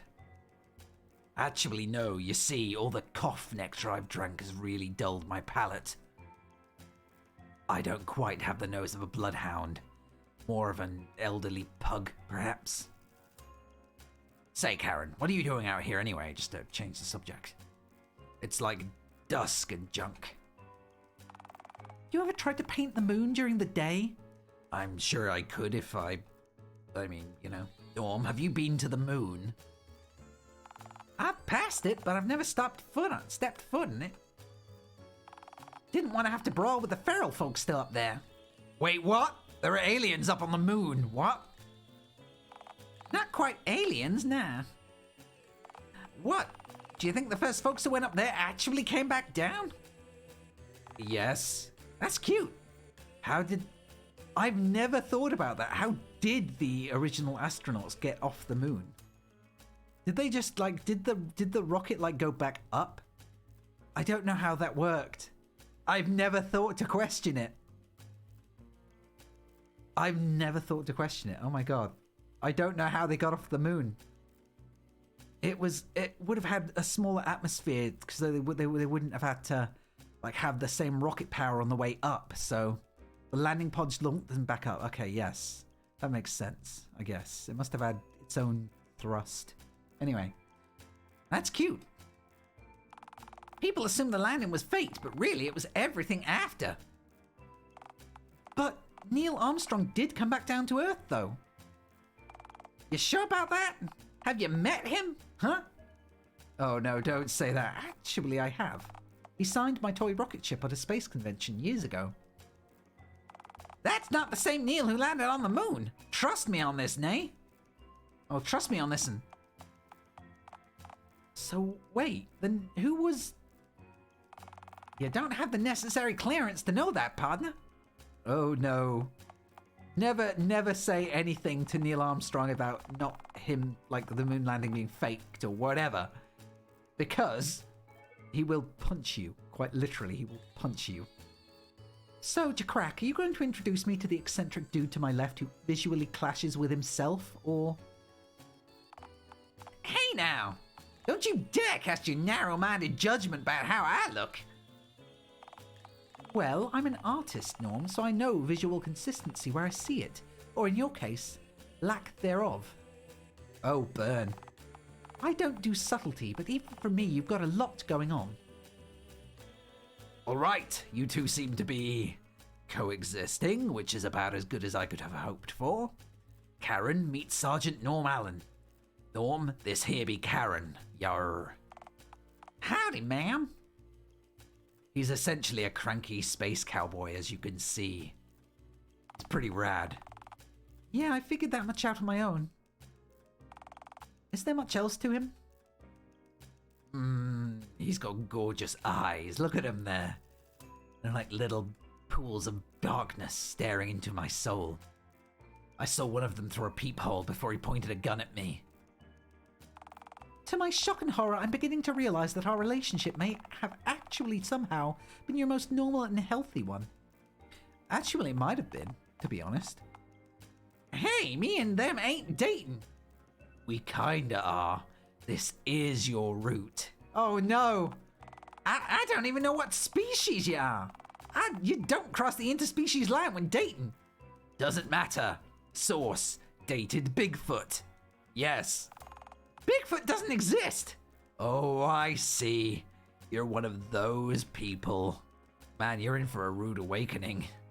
I can tell you. What, a sane person? A, to my dismay, I can confirm Bigfoot's existence. We're actually well acquainted. B, I'm yet to hear of a sane man wearing both a cowboy hat and a NASA suit. Yo, Shishoku reviewers now. That's such a good show. I really need to watch it again. I'm sane enough to know the Bigfoot ain't... Alright, now that introductions are out of the way, why exactly are you gallivanting around the woods with a sardonic space cowboy, JAQKk? Oh, so a funny story about that. It all started when I pissed off the wrong cat. Oh, for crying out loud. I'll just fill her in. It'll be much quicker and much less confusing for everyone involved. Several minutes of actually coherent explanation later. So that's the gist of it, I suppose. Yeah, you get all that? Yeah, I believe so. But wait, how did they manage to cram them into a regular-sized cat carrier? With great difficulty, I'd imagine. Yeah, well, I am flexible and also made of dead flesh, so I'm sure they just pressed everything down as hard as they could. Alright, thanks for clarifying. That was the only question I had. No, wait, actually, I have one other. Didn't you have a typewriter head when I saw you last, JAQKk? Yes. No. Maybe. Cool. So, what are you two looking for from me? Taxi fare? An alibi? Well, a way to get smuggled back into Dialtown would be just dandy, ma'am. If you were to know such a way, that is. I like how he's relaxed now. He's sort of gone from being very tsundere to being kind of like... I mean, he's still tsundere, I guess. But the faces, the expressions his bag makes now are less intense. He's more like unsure or like huffy rather than all the time. He's evolving. There may be security wandering around the perimeter of town, watching for my inevitable return. So we'll need to get smuggled into town inside of something inconspicuous. I could take you back in a handbag. Granted, I don't normally carry one of those around with me, so it might look a tad suspicious. Nobody will care, Karen, trust me. Also, the handbag would have to be large enough to fit the both of you inside, which would almost certainly look suspicious. Get a rucksack instead. Just a backpack will do. Oh, Lord. Just cram the two of us into a pair of big old suitcases and call it a day. Do you seriously think I'm going to wheel you both all the way into town? Asking me to lug just one of you back to town would be a ridiculous request, let alone the both of you. Come on, Caramel. Referring to me as Caramel while simultaneously trying to gain a favour from me is quite a foolish strategy, you know. Also, what if those hypothetical guards were to stop me? What would I even say is contained within my two massive, pulsating, grunting suitcases if questioned? Just say they have miscellaneous cargo in them. Works every time. I don't know what miscellaneous cargo would be in this case. I'm guessing it has to be an actual word, so just say you've got beef flanks stored in them. Yeah. Your ideas stink, for the record. Don't be rude to JAQKpanda. He tries his best. Oh, come on. You're hardly a walking beam of sunshine yourself. Says you. JAQKpanda and I go way back. I'm not the one giving a total stranger a rude introduction. In fairness, you were vocally repulsed by me when we met. You soon learned. I feel that was earned, though. Yeah, I mean... Alright then, genius. Think of another plan. We could dig a tunnel underground right into Dialtown. That won't work badly. Fantastic plan! You definitely wouldn't just die underground after a cave-in. Agree to disagree, Norm. While JAQKpanda can almost certainly navigate underground at a speed comparable to your average mole, unlike the mole, JAQKpanda would almost definitely swallow all of the soil they cleared. Good ramble. They would definitely die underground, groaning and clutching their soil-filled belly. No, Karen, he wasn't speaking genuinely. Norm was being sarcastic. Norm, I have to say, I find you to be an incredibly unlikable individual. It's okay. He grows on you. Oh, what? So my company's undesirable, but you're fine hanging around this green varmint to be just peachy? Yes. JAQKpanda was the first person to ever make me see my own value, I'll have you know. Oh, like this moron? I'm right here, you... This moron convinced me to spread my wings and show my art to the world. JAQKpanda taught me that ultimately you have to take responsibility for your own happiness, because nobody else will. Huh. That's obvious, though. Well, do you? To me, you're just a cantankerous old coot happy to stew in your old bitterness. Hey, for your information, I'm not that old. No trash pandas, Zatsu. Aren't you legally like 100? You're a dinosaur, old man. No, I'm sure I'm legally dead by now. That ain't the same as being 100, you know. Well, most people born 100 years ago are legally dead now, statistically. so the two aren't mutually exclusive. She has a point, Norm. Gotta listen to her. I hate three-way conversations.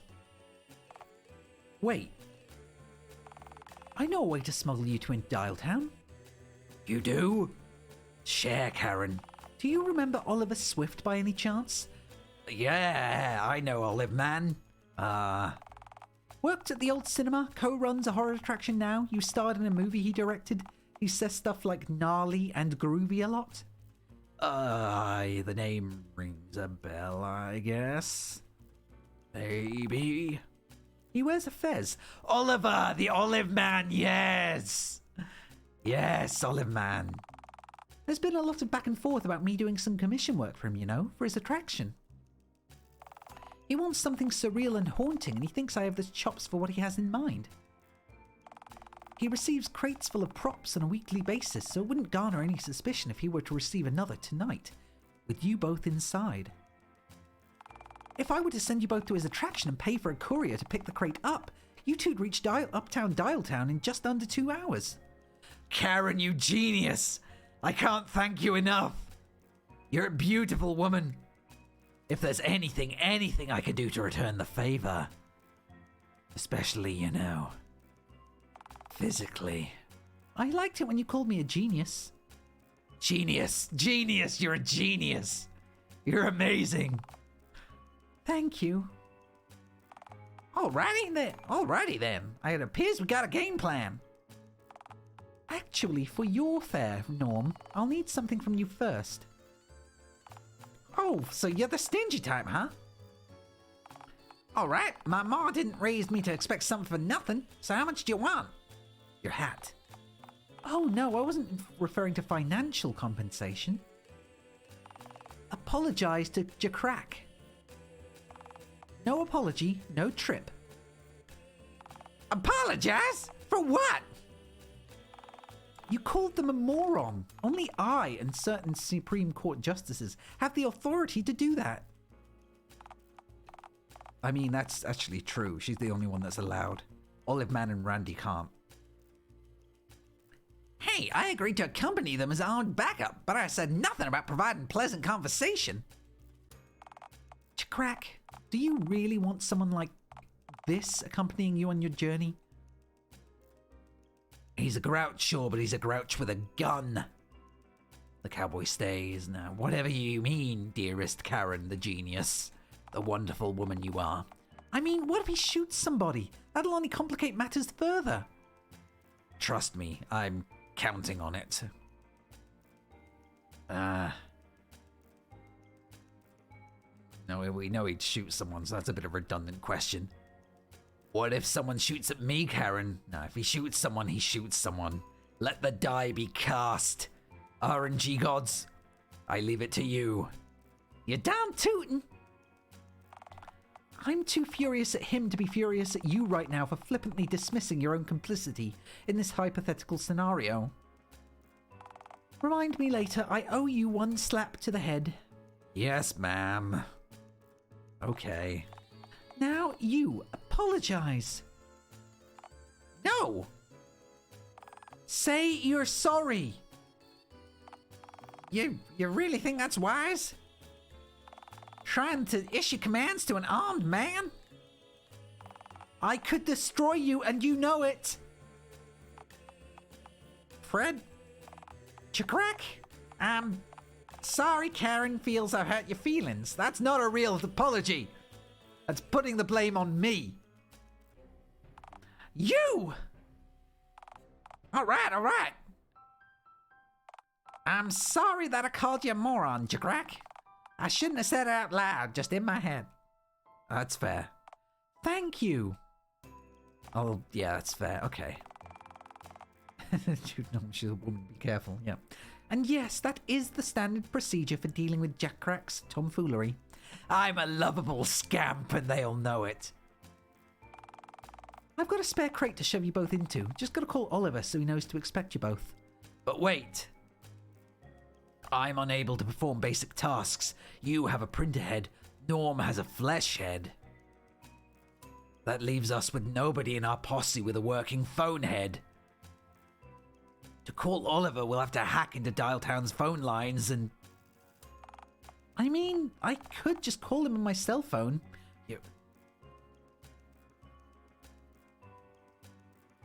You can do that?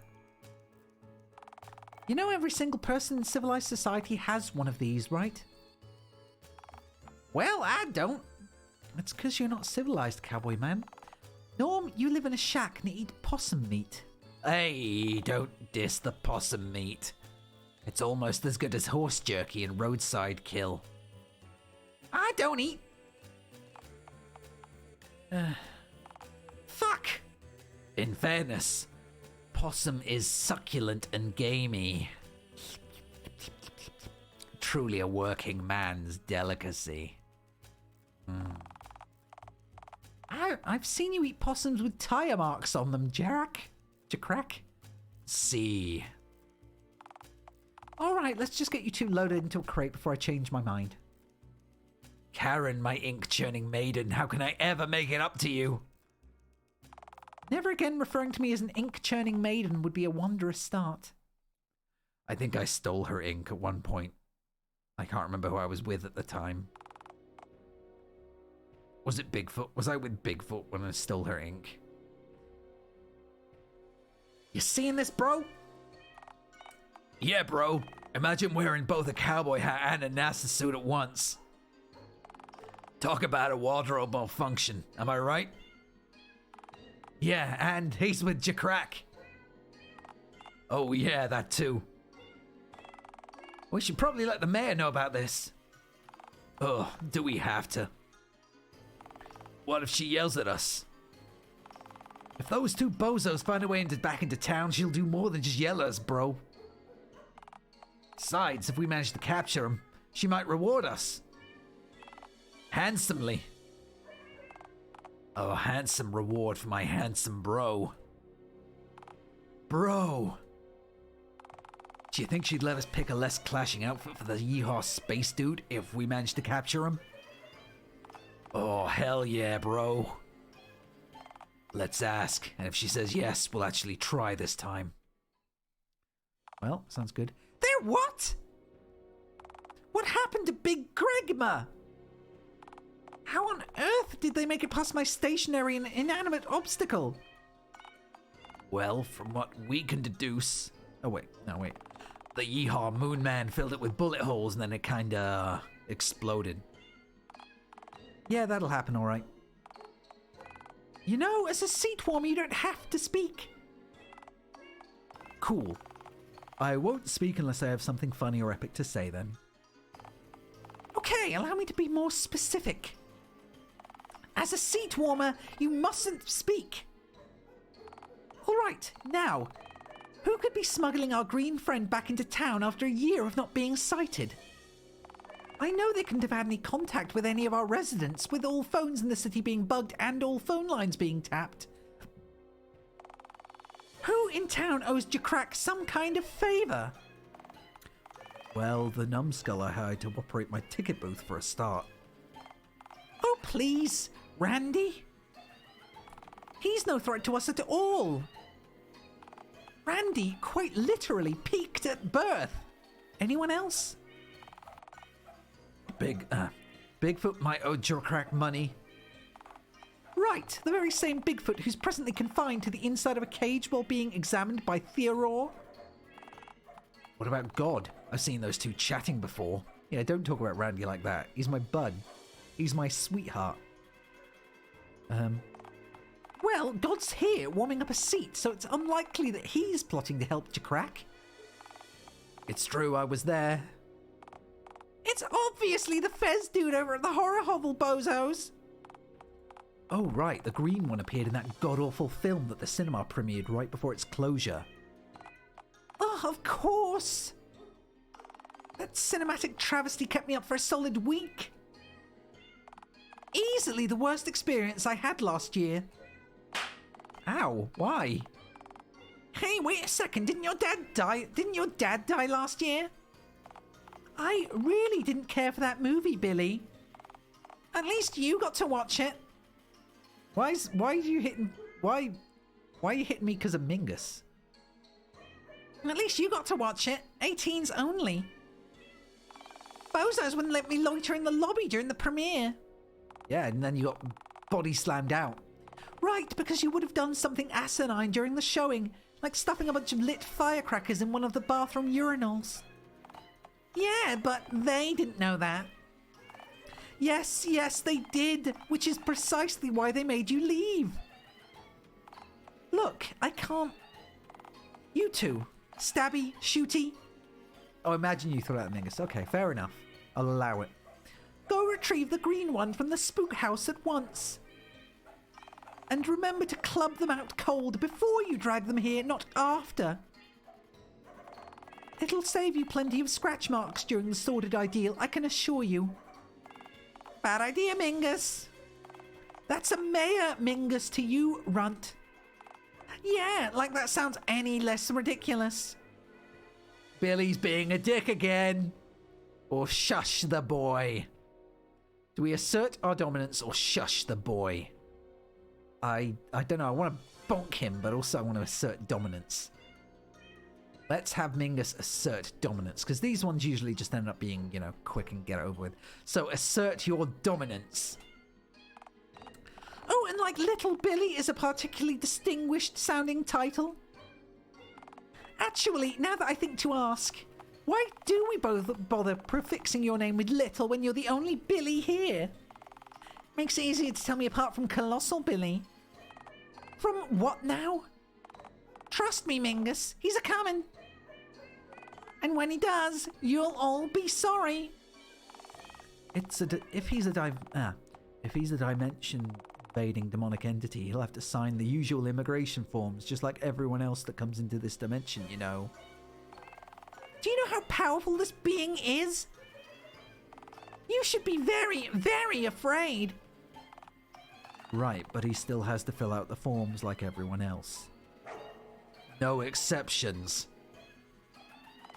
Come on, man. It's only a few pages. If he needs a nebula scale pen, I may be able to dig him one up for him. Colossal Billy spits on your forms. Soon, you will know what it means to truly weep. Oh, yikes. He sounds like one nasty customer. Say, why are we hunting poor JAQKpanda and not this fella? And provoke it? Are you nuts? No more ideas from you. You're being paid for your toasty keister, not your toasted brain. Aw. So, we all ready to go, ma'am? I wouldn't if I were you. They're inside a building and it might have that place booby-trapped. Like an amazingly funny comedy movie from the 90s.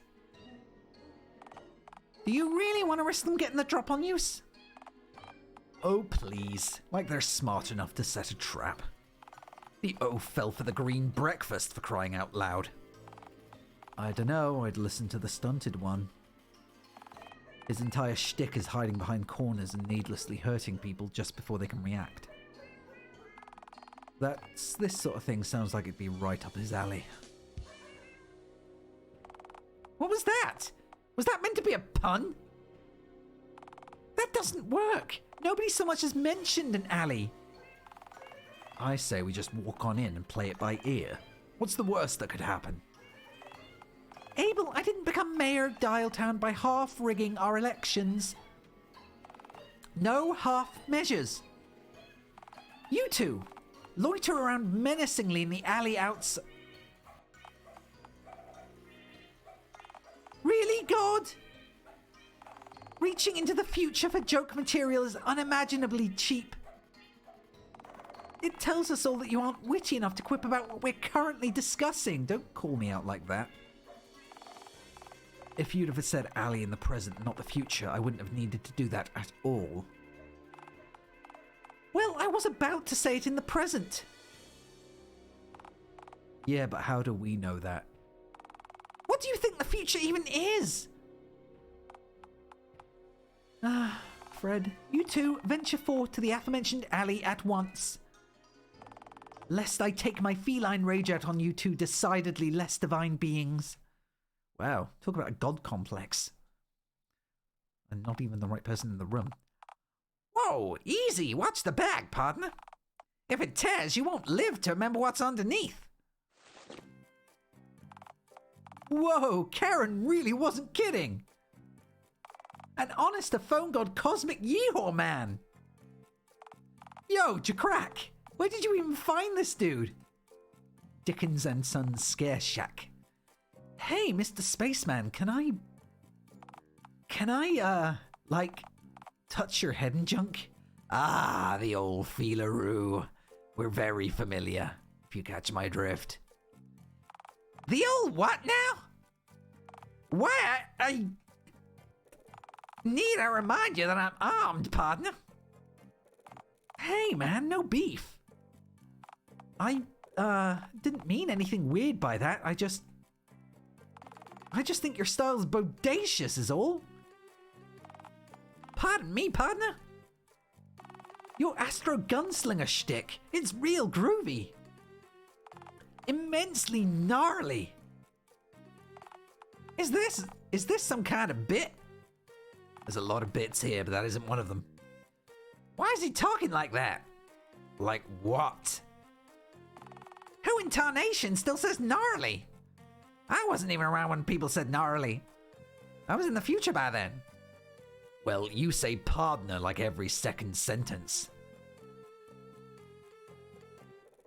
He does, obviously. It's groovy. Well, you say partner like every second sentence, sir. Huh.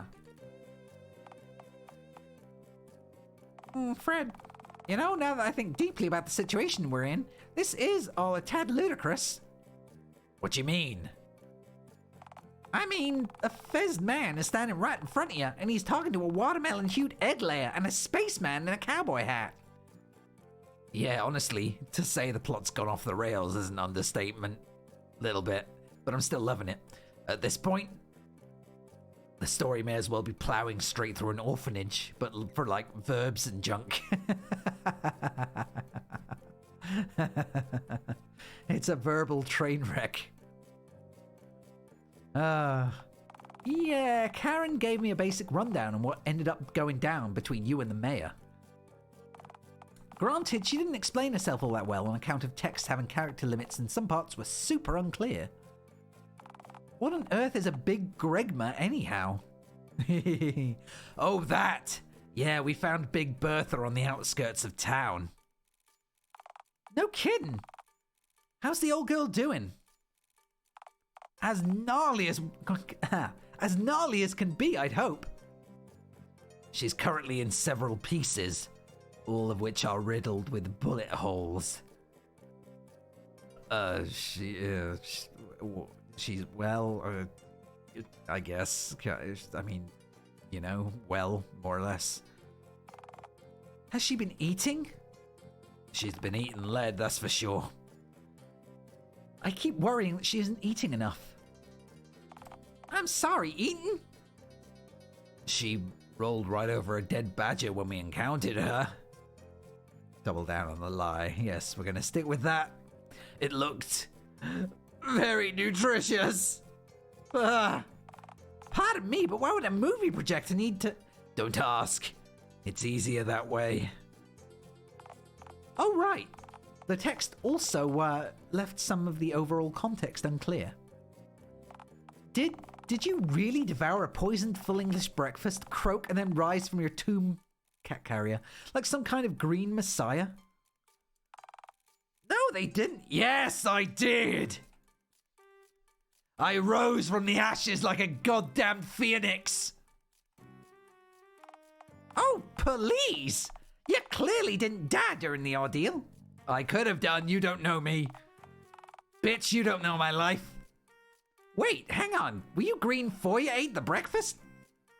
Yeah, I've always been green. Ain't easy, man. Then you definitely didn't die and start decomposing. You're just being dramatic. I'm always decomposing. Look at me. You know, green messiah, partner. I don't know, Norm. I'd argue differently. JAQKpanda did wonders for me. In fact, they're the whole reason me and Mr. Dickens still have this place at all. Wait, they helped you too? Just like that printer lady? You betcha. JAQK's the gnarliest goblin I've ever met. Hell yeah, I am. Oh, like you've met other goblins. You don't know Oliver, Norm. Take his word for it. Dude's practically a goblin himself. If anyone find and then crash a goblin rave, it's Oliver. Hell yeah. You know, before this joint became Dialtown's biggest and only horror attraction, this place was a literal ghost town. And I have JAQK to thank for what it's become. They saved Mr. Dickens's dream, and there's nothing groovier than that. Huh. No kidding. Hang on a sec, what in tarnation did you mean by literal ghost town? Oh, our attraction's immensely haunted. Ridiculously so. Pff, sure it is. I worked at NASA, partner, so I ain't the superstitious type. I'm a man of science, so I ain't foolish enough to believe in ghosts, ghouls, phantoms, nor specters. I'm sure they don't believe in you either. What was that? Hey man, you're a pretty groovy dude. I'm sure the ghost team would adore you. You know, I'm pretty sure one of them's a chick who died from cholera back in frontier times. You two could totally... I ain't from frontier times, partner. I warped here from the 1960s. I mean, ghosts aren't real anyhow, so... Hey, chill, dude. I'm not asking you to believe the place is infested with, like, clowns or anything. I don't take you for that much of a sucker. You know, Fezzy, I've seen clowns with my very own eyes for. Up close. Look deep into one's eyes, for it hulked its bulbous red nose at me. I saw hunger unlike any other in that beast's eyes. You're yanking my chain, you must be. You're telling me you saw a real live clown? Like up close and lived to tell the tale? As God is my witness. I was reared back before those multicolored fiends went the way of the dodo, remember? Are the old horror stories, the legends, true?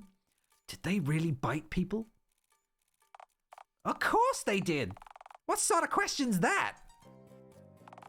How do you sleep at night knowing you were that close to a wretched honk man? Man, I'm gonna call a few people a wretched honk man from now on. Much more soundly now, knowing that there's at least 50 years between me and them. Whoa. That was an awesome story, Mr. Allen. Sergeant Norm Allen, U.S. Air Force. It's a fact most civilians don't know, but they pull astronauts from the Air Force. Guess they figure if you can fly a plane, you're halfway there to flying a rocket. I didn't know that either. I was actually a recruit during the Korean War, which was the first war this great nation fought with our newly formed Air Force as a separate military branch. Fun fact. Didn't know that either. Thank you, Norm. Thank you, Direct Doggo, for educating me on the American military system. Whoa. I can't imagine the groovy things you've seen. The crazy stuff I could learn from you. I could listen to you talk for hours, Sergeant Allen. Oh, shit. I have. You don't want that. You know what? You're alright, kid. You seem more respectful than most of the folks I've encountered from this here town since I warped. That's for damn sure. Oh, Dialtown really isn't such a bad place. I mean, you get a few wet blankets and prudes, sure. Tell me about it. That mayor's the worst of them. I tell you, I wouldn't bat an eyelash if someone were to, you know, spay the cat. Ooh.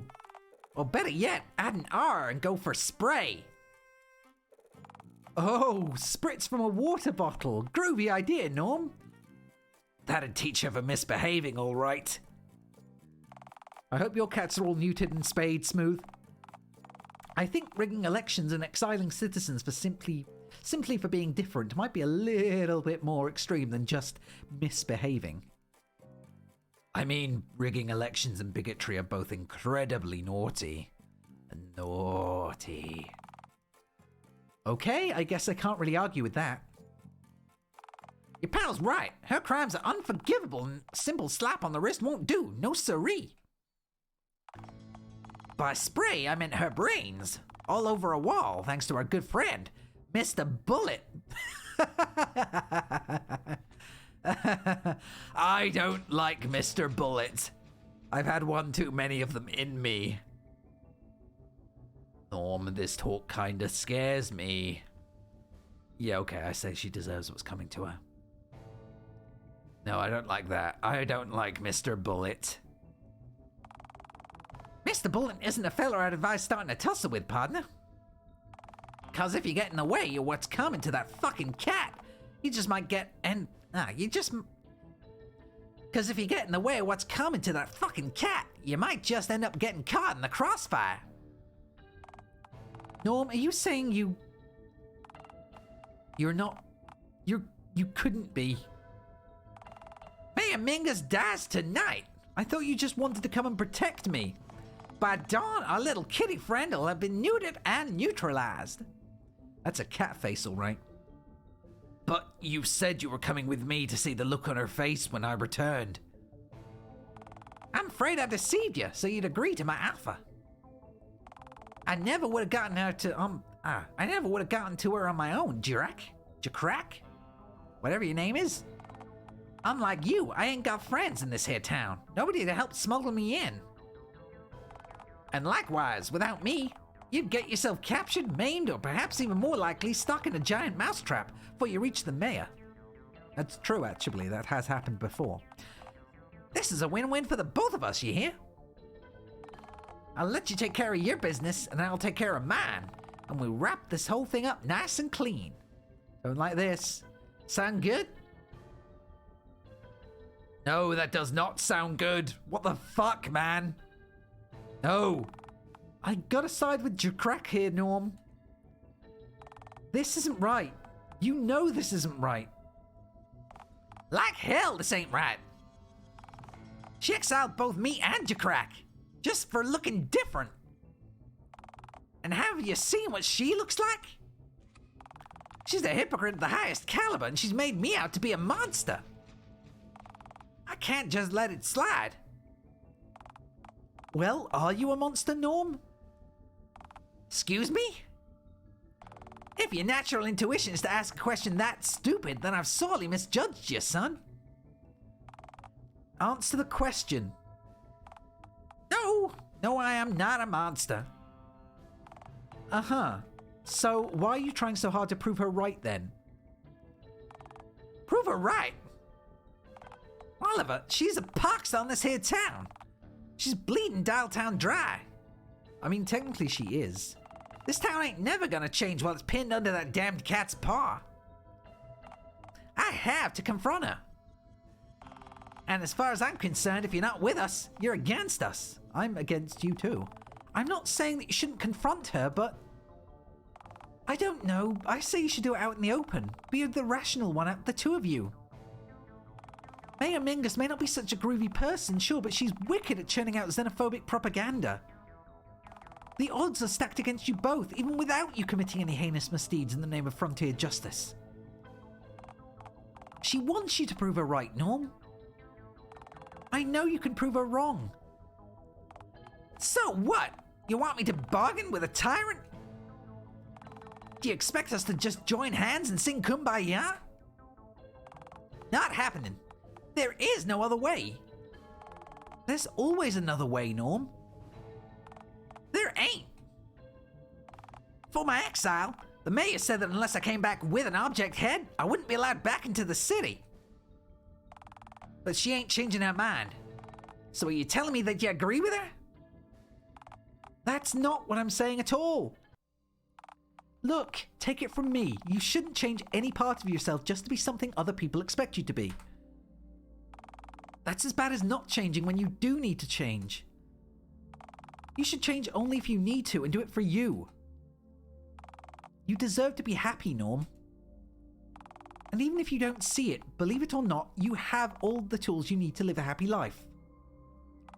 You just need to think outside the box. Or the bag, in your case. JAQKk taught me that. Right. I guess we'll just have to agree to disagree on all this, Fezzy. Disagree about murder? I see it as justice, but sure, call it what you want, I suppose. I didn't come back here to make any new friends, so it's no loss to me if you want to form your own point of view. Anyways, JAQKk, moving on to a more urgent and potentially less violent topic. We're back in town, just like you planned. What's the next step of your master plan? Eggs! Pardon me, partner? I'm sorry, but did they just say eggs? Oh! JAQKk wants to check on their gnarly offspring, lest they hatch unsupervised. What in tarnation? Are you telling me that JAQKk lays eggs? You knew that. I told you that. Yeah, but not, like, daily, if that's what you mean. That'd be weird, you know? Well, that's not the weirdest thing I've heard today, I suppose. You said egg-laying before, remember? But it's mighty close, believe you me. We need to go check on them. Do you think the mayor could know about them, Oliver?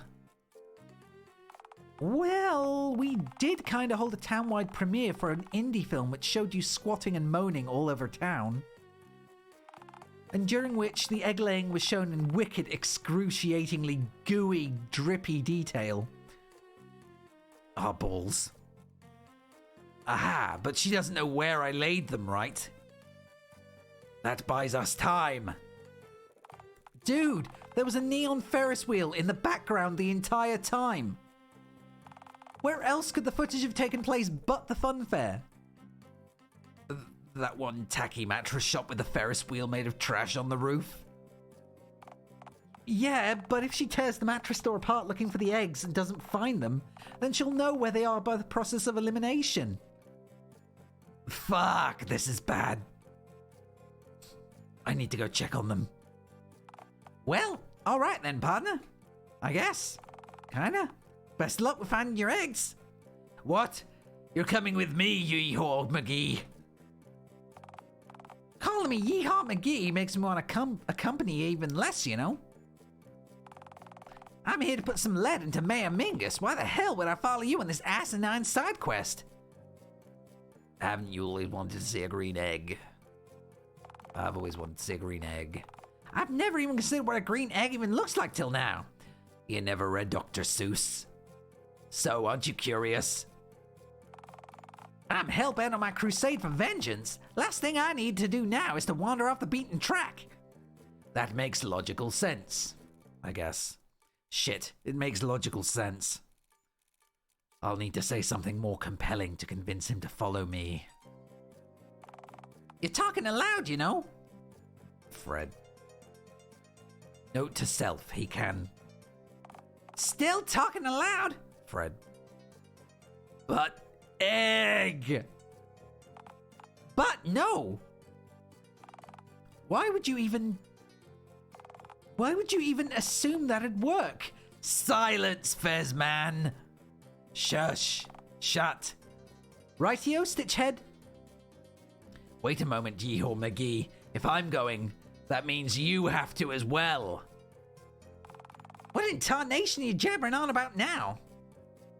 Just because you're in Dialtown doesn't mean that you can get to Mayor Mingus. You need me for that, remember? It's my job. How well do you know the layout of the town? I'd figure out right quick, I'm sure. I'm a born navigator. If I can navigate 14,000 feet in the air and through space, I can find Town Hall, that's for sure. Uh-huh, through what? Aimless wandering. Hard to sneak undetected to a destination you don't know the location of, isn't it? Face it, you need me more than I need you. They've got you there, Norm. Damn it all to hell, you're... Fine. Quick detour, then we're going straight to the mayor. You hear? I'll get my justice tonight, mark my words.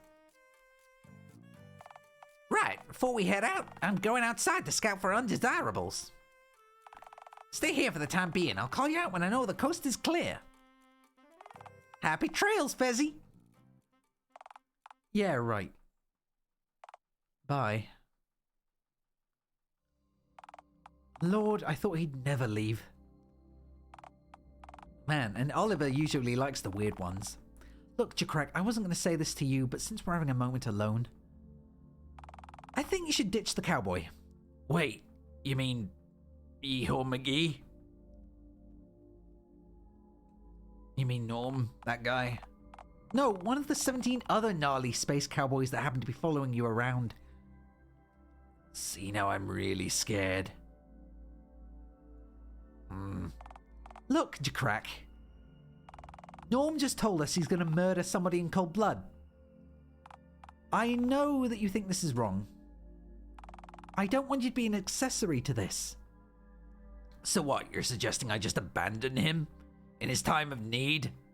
Like I said, he won't make it out of here on his own.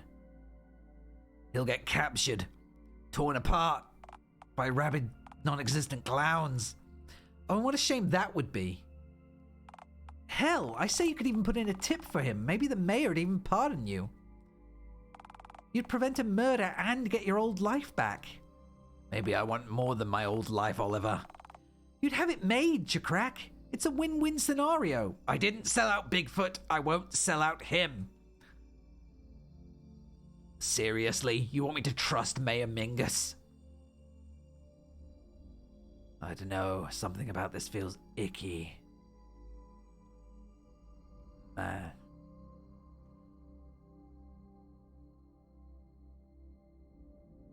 You're suggesting I betray a friend, only to turn him over to my nemesis?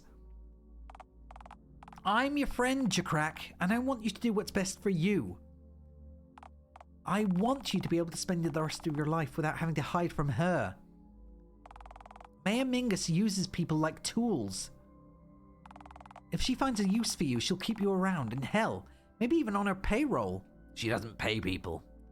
But he is right about her, you know. She banished him, Oliver, and she banished me too, I might add. And she was wrong to banish you, we both know that. Having you around is good for Dialtown. Maybe you can show her that. There's no reason not to turn him in. You'd save a life and possibly gain yours back. Look, it's your call at the end of the day. I just don't want you to reap the consequences of his actions.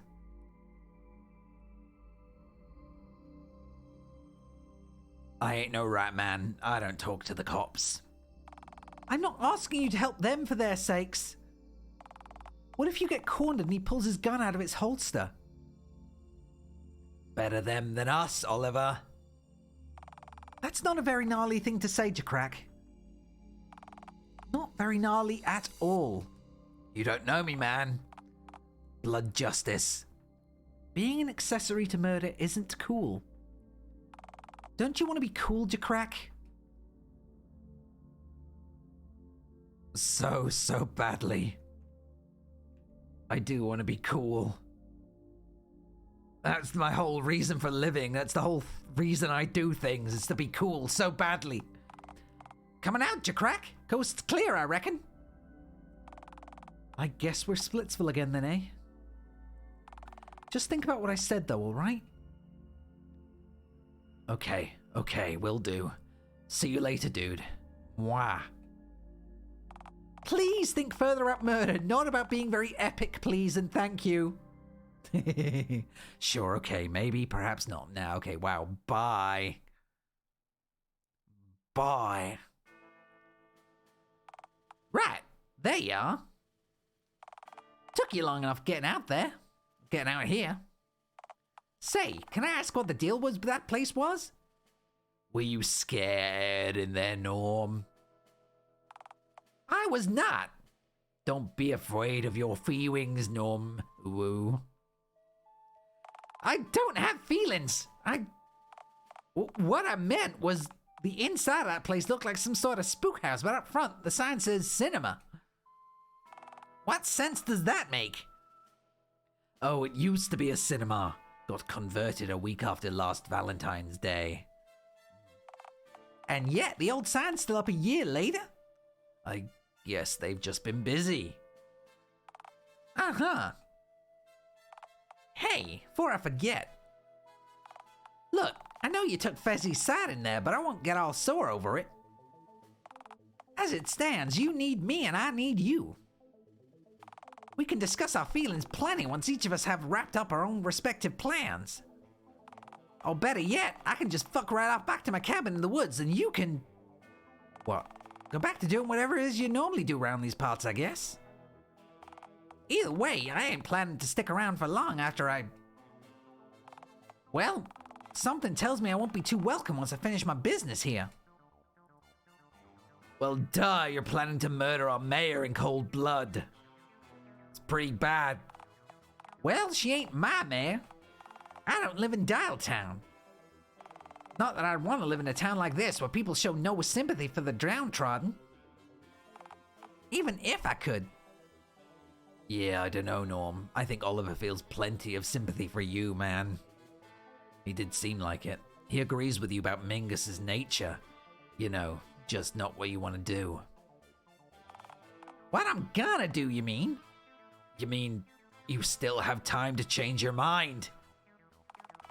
Again, with the sermon on the joys of negotiating with tyrants, huh?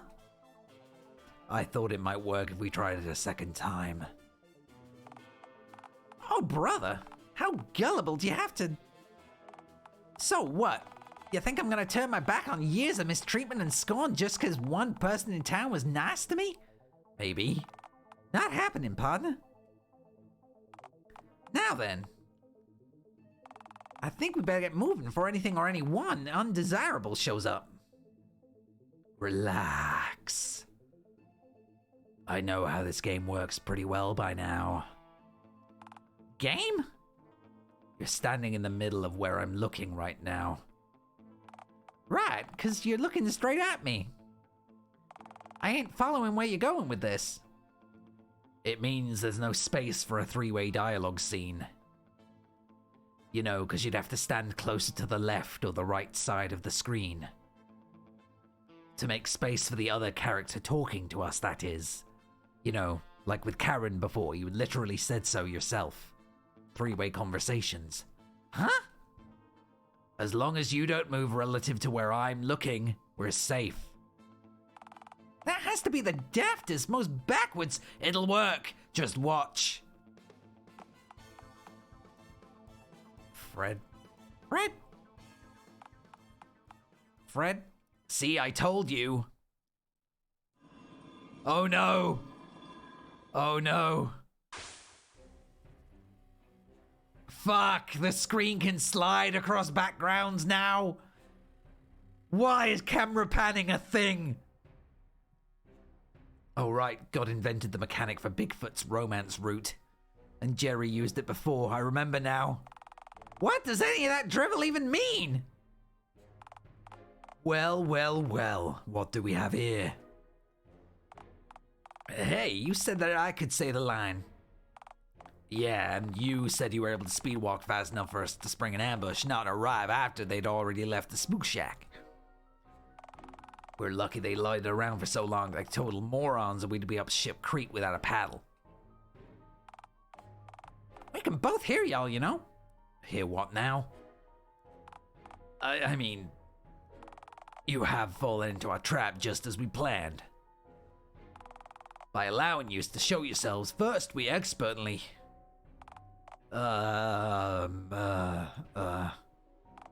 He's got a gun, you know. That's right, bozos. I'm holding a gun. And I have a knife in my hand in case he misses, which is, of course, incredibly unlikely. The word on the street is that your crime name is Miss O'McGee. Miss? They think you have bullets now, bro. Now this This makes us powerful. Hang on, JAQK. Who in tarnation are these two rattlesnakes, and why do they look like they're about to maim themselves with their own weapons? This is, I don't know their name. Sorry, I forget.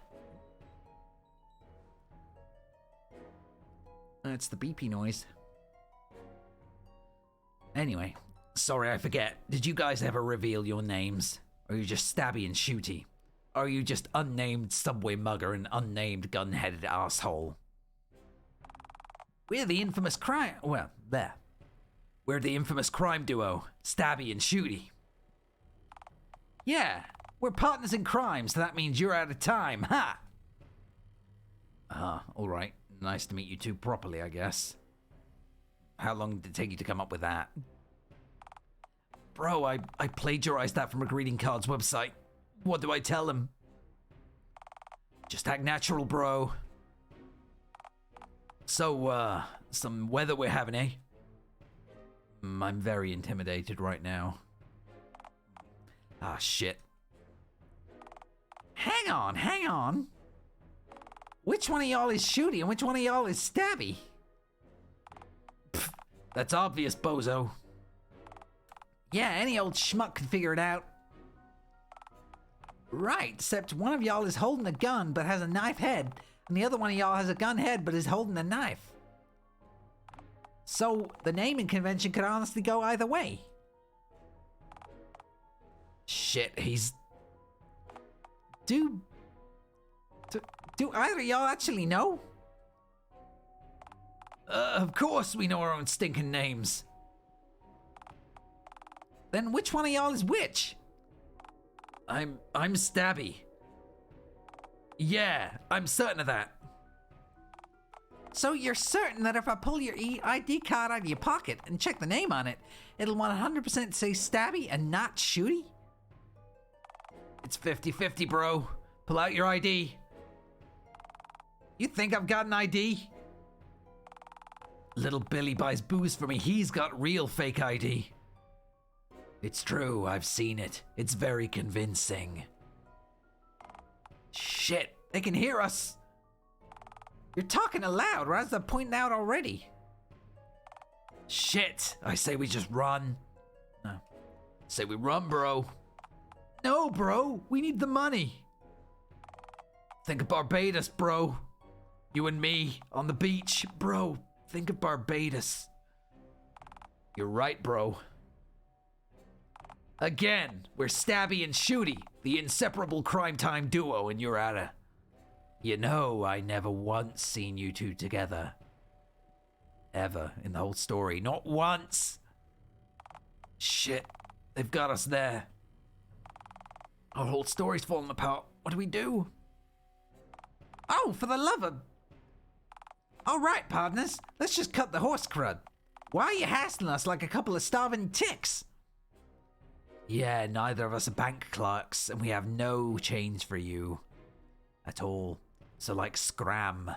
We've got shit to do. Hey now. Bank robberies and subway muggins were old gigs. Things are different now. Yeah, bozos. A new day is dawning in this here town. Things are different now. Say, what's with the accent?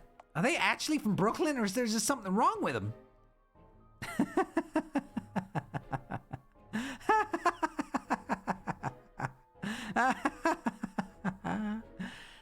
One or the other, or both. Probably both. The only thing wrong with us is that we won't be able to count all the moolah we'll make once we haul you two back to the mayor. Say what now? Yeah, bozos. We're her elite enforcers. Finally, on the other side of the law and the poverty line. There's a huge bounty on your heads, and she handpicked us to bring you straight to her. Yeah, dead or alive. We'd prefer alive, because frankly, bodies are actually super heavy. Yeah, and we're sore from carrying huge bags of mulch from our weekend job. Man, crime just doesn't pay enough to cover the bills anymore. Shit, guys, congrats on your promotions. Hey, thanks. Thanks for the appreciation. Fugitives like you make this all worthwhile, you know? JAQK, don't encourage him. Shit. I can't help it. I'm just a kindly goblin. Yeah, just because you guys are wanted criminals doesn't mean you gotta be rude. Nothing personal, Greenie, but yeah. We're gonna tie you both up and call Mayor Mingus to collect us up in a sports car. Yeah, we're going for a ride. Yeah. Wait, she's collecting us? You said you were bringing us to her. Yeah, she doesn't actually trust us to guide you all the way back through Uptown. Yeah, she says you just skedaddle once our backs are turned and easily lose us. Then what was the whole thing about bodies being heavy? What was the whole thing about bodies being heavy about? If y'all couldn't even have to drag them all the way up to Town Hall. Well, she'd make us drag you both into her trunk if you'd kicked the bucket right. Ah, God, I'm losing focus. Well, she'd make us drag you both into her trunk if you kicked the bucket right now. And like I said, bodies are really heavy.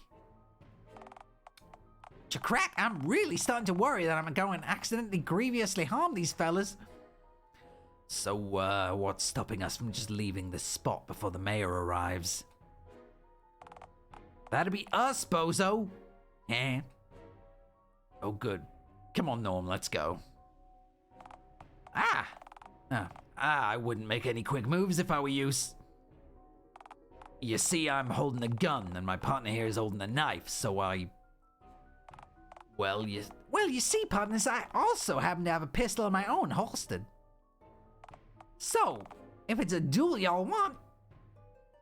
Shit, he's got a real gun with, like, bullets and junk. I'm out. Gun beats knife.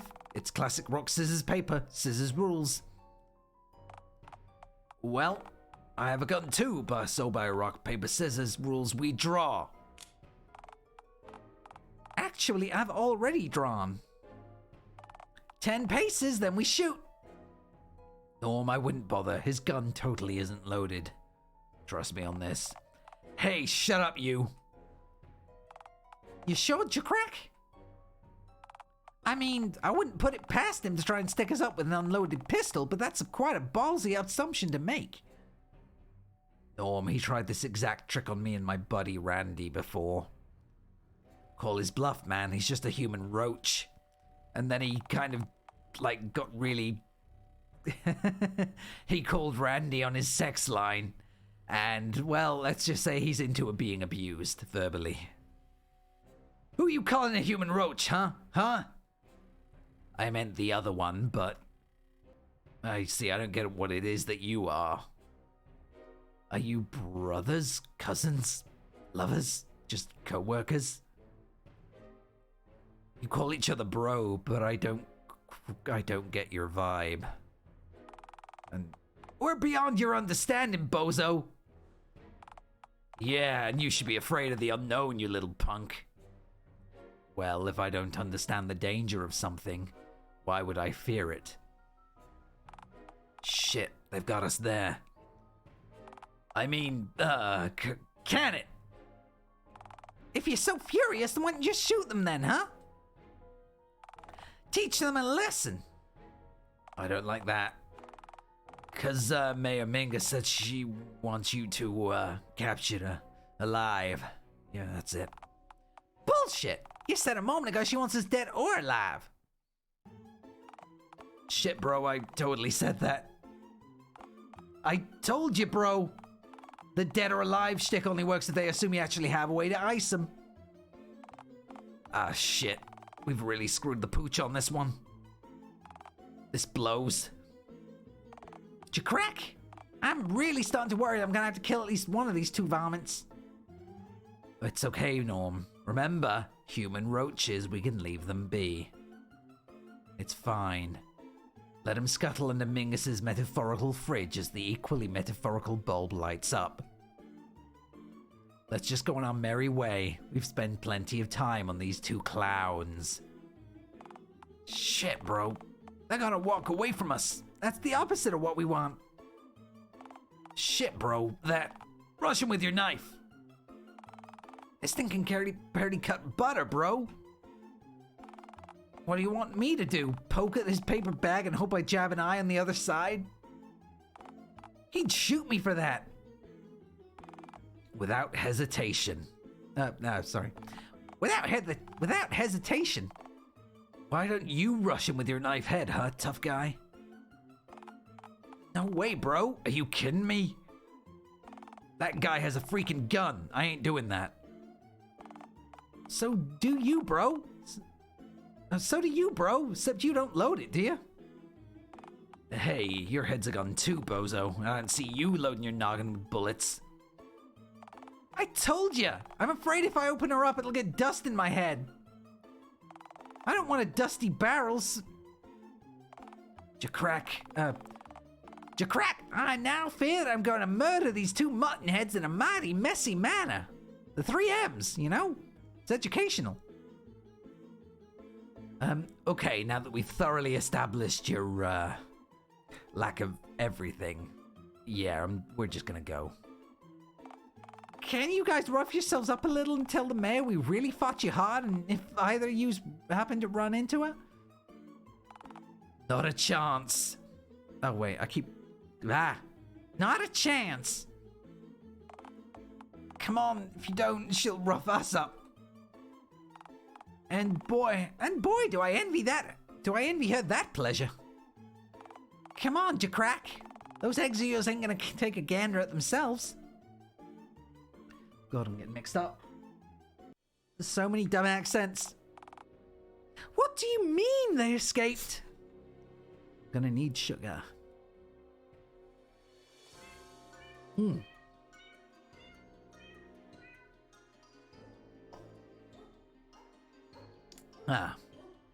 I don't know if I responded, but what is happening is that this whole thing is a fucking mess.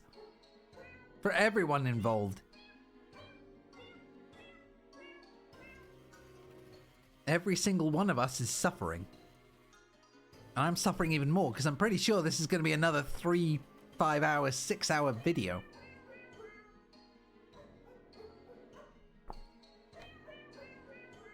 I am quite tired. I didn't realize this whole thing was going to be so involved. Okay. What do you mean they escaped?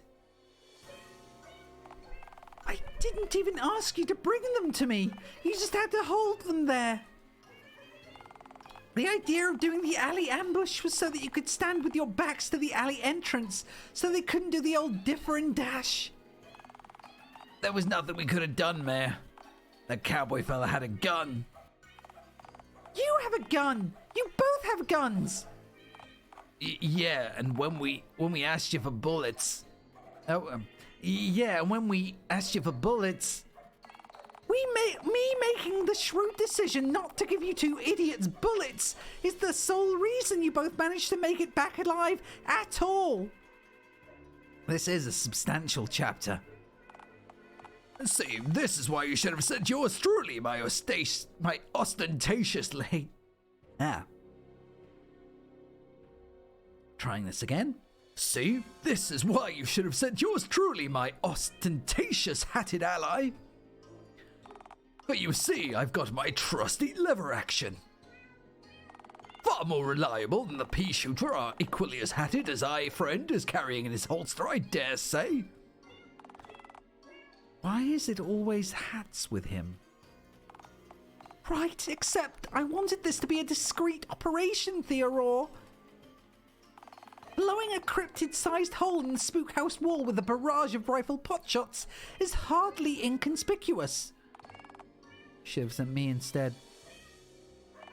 I'd have stumped him with a mind-boggling riddle till you arrived. Seat warmers don't speak! To tell you the truth, Miss Crown, I don't know if we're exactly cut out for this enforcing stuff. You're right, you absolutely aren't. You're both fired. Get out! Ah, shit, bro. There go our paychecks. Well, if you need us. I won't! Well, we'll be, lying in the gutter and adding to this town's filth with our own. Good! I do not let me catch either of you near here again. Jeez, it's always exile with you, isn't it? Incompetent goons be damned! My plans will just have to adapt. Theodore, am I correct in my belief that Bigfoot has been securely placed behind bars? Correct, madam. He is safe and sound in captivity, ready to be studied extensively. Yes, yes, and who's monitoring his enclosure at the zoo at this current moment? Fred, did you perchance wish me to ask my gift shop cashier to observe the... Oh, for the love of God! Go watch the ape-man, Theodore, and stay there. The last thing we need is a containment breach within a containment breach. Aha, but think of the research possibilities, Your Highness. Why, if I were to gain the opportunity to observe Bigfoot in an uncontrolled environment? Yes, and then think about my chances of re-election. May I remind you that I actually need to receive votes to get re-elected? So what if you lose the glove of the great unwashed? Don't you always rig our elections anyway? He's bringing up election fraud. Engage. That's exactly my point, you half-pint nit half-wit. If nobody votes for me and I still get into office regardless, the dull masses will finally figure out that our ballot boxes are merely poorly disguised swans. And ballot box, not swan. Aw. Then the ballots get investigated by the commission, and then they discover I hired you to create crude crayon forgeries of the shredded ballots.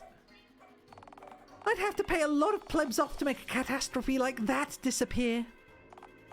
Ha, you said catastrophe. I have killed before, you know. I don't doubt it. Oh, displeased cat noises. Meow. The eggs on the table, are those the eggs that... Yes, yes, they are my eggs. Theodore has gotten the eggs. Everything has gone to shit. Everything is bad. Everything is bad!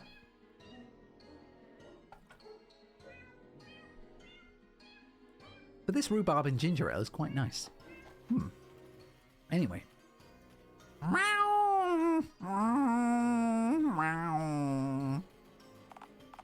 Just go, Theodore, and make haste. Oh, and take those ghastly eggs with you, lest their mucus binds them to the table and become a permanent fixture in the room. Superb. Onwards and upwards, then. Farewell, my friends.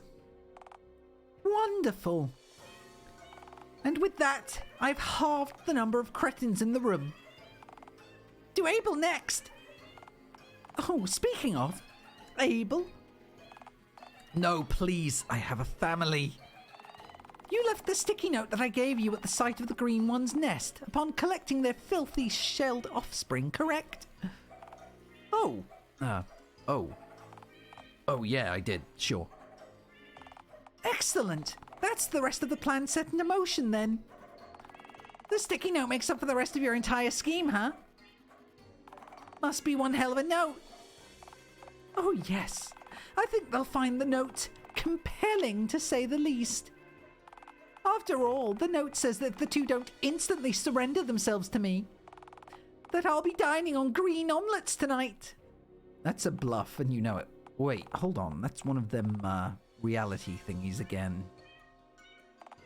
Aha, a plot hole. Nasty fellas.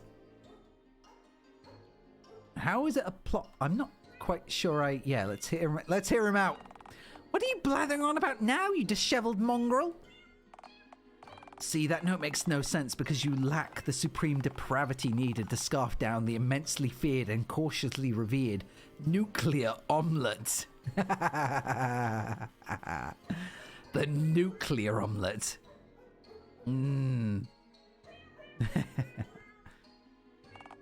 Besides, you just gave the eggs to Theodore. That isn't a plot hole, my daft canid screened employee. That is a threat.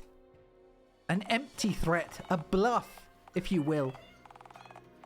I simply lied about planning to eat the whatever you called that wretched dish in order to ensure that the green one complies with my order to surrender.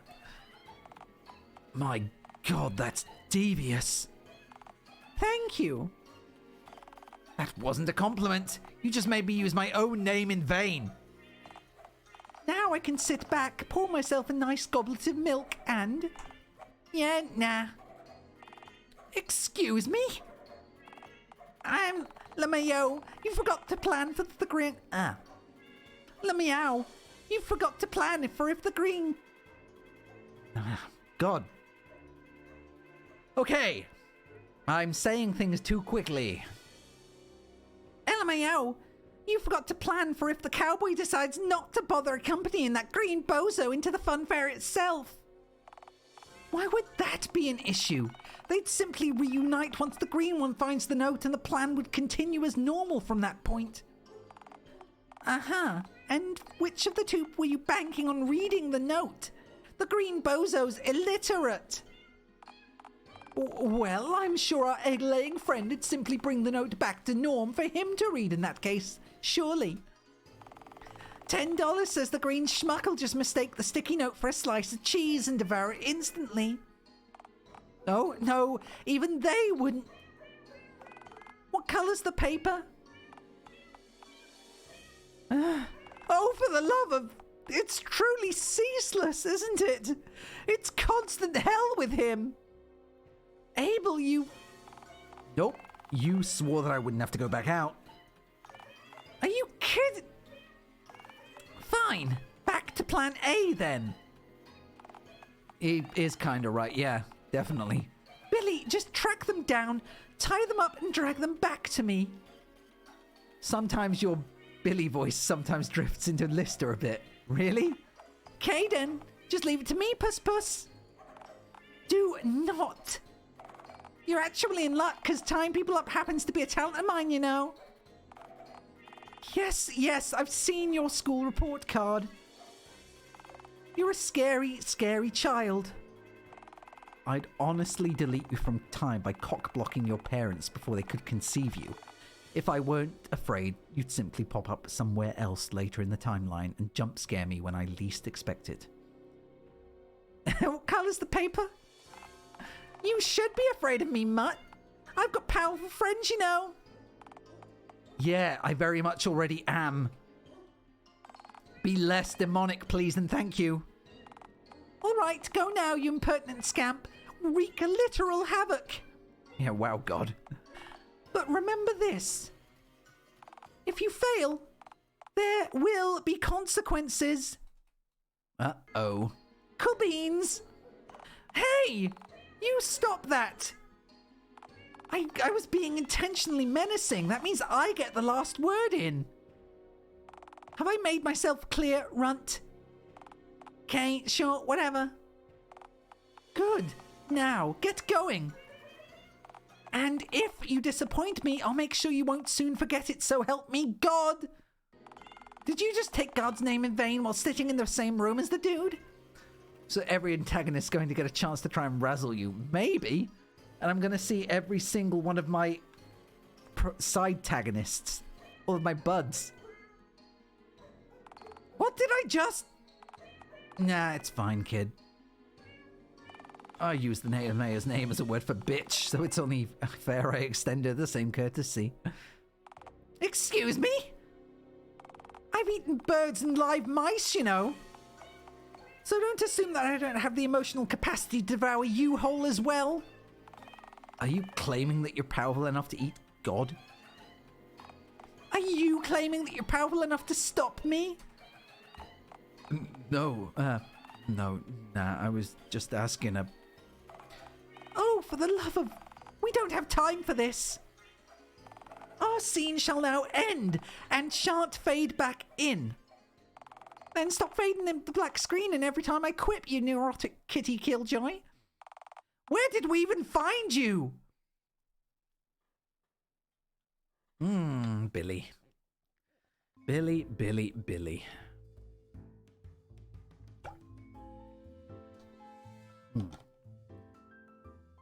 So, about the mayor's cat head. For the last time, I told you, I don't know why in tarnation she went and got that asinine procedure done to herself. Other than that, her grandpappy happened to have a cat that looked the exact same as she does now. The connection's lost on me. It just doesn't make sense, you know. Wanted. I can't read that text. Reward, you get to live. Okay. It just doesn't make sense, you know. What possible normality plan could allow her to be in Dialtown, but not us? She's a bigoted, bushy-tailed bandit, partner. She's a nut job, plain and simple. Trying to understand someone like her will just leave you with a sore noggin. What are we doing rambling around down here, anyhow? If we want to avoid getting detected, surely we want to avoid passing through places we might get spotted by prying pedestrians, right? Oh, relax. You think we'll find anyone down here at this time of night? I mean, Rotary Christ, this place tends to be deserted enough before rat hour hits. What's rat hour?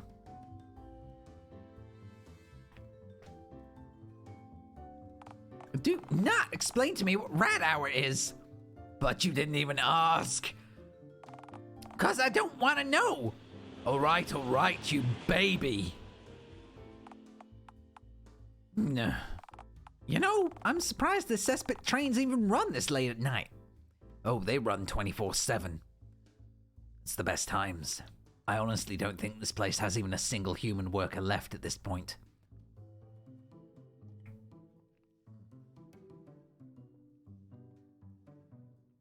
Sorry. Wanted to finish that drink because my blood's getting low and I wanted something sweet. Without getting up for it. Although I should probably get up and have a walk around in a little bit. Anyway. I honestly don't think this place has even a single human worker left at this point. That can't be right. Who's operating the trains then? Robots! Or ghosts, maybe. We know they exist now thanks to Olive Man. That's ridiculous. Hey, I said or, not and. Now both. That'd be ridiculous, alright.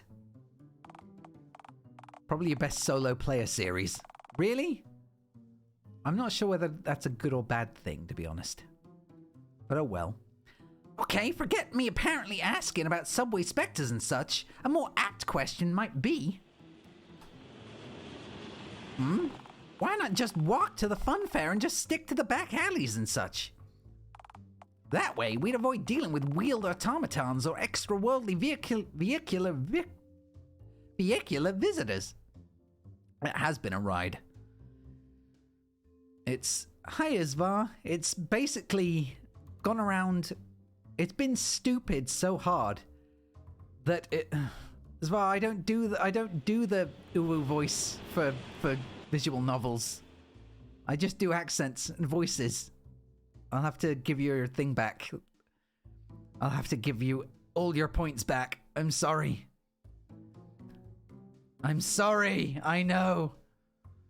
But I don't like messing up the whole thing when I'm already doing stupid enough voices. And there are plenty of uwu moments involved anyway. Anyway. Well. Ow. Ow. Ow. Well, the fun fair's on the outskirts of town. Ah.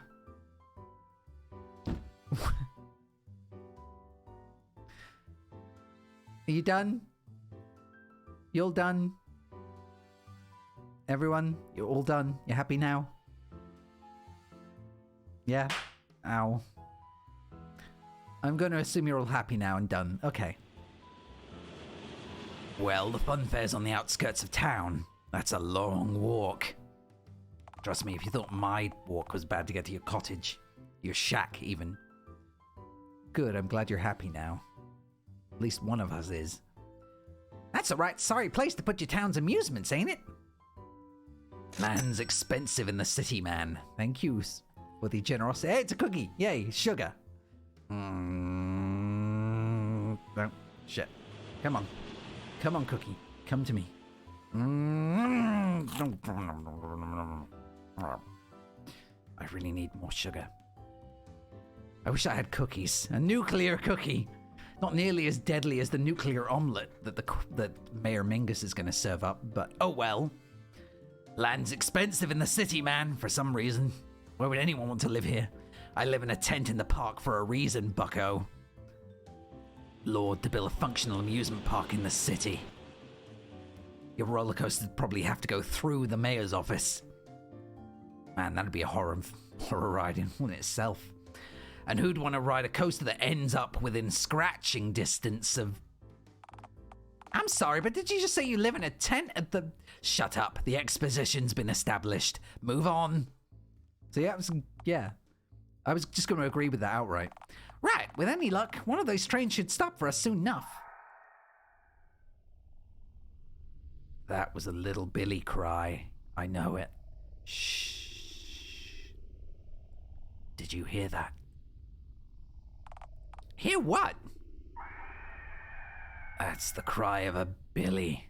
It's getting closer. No, it couldn't be. It is. Partner, I have an inkling of what you... I knew it. Please don't shoot the child. Oh God, oh fuck!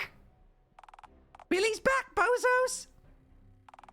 Who in tarnation?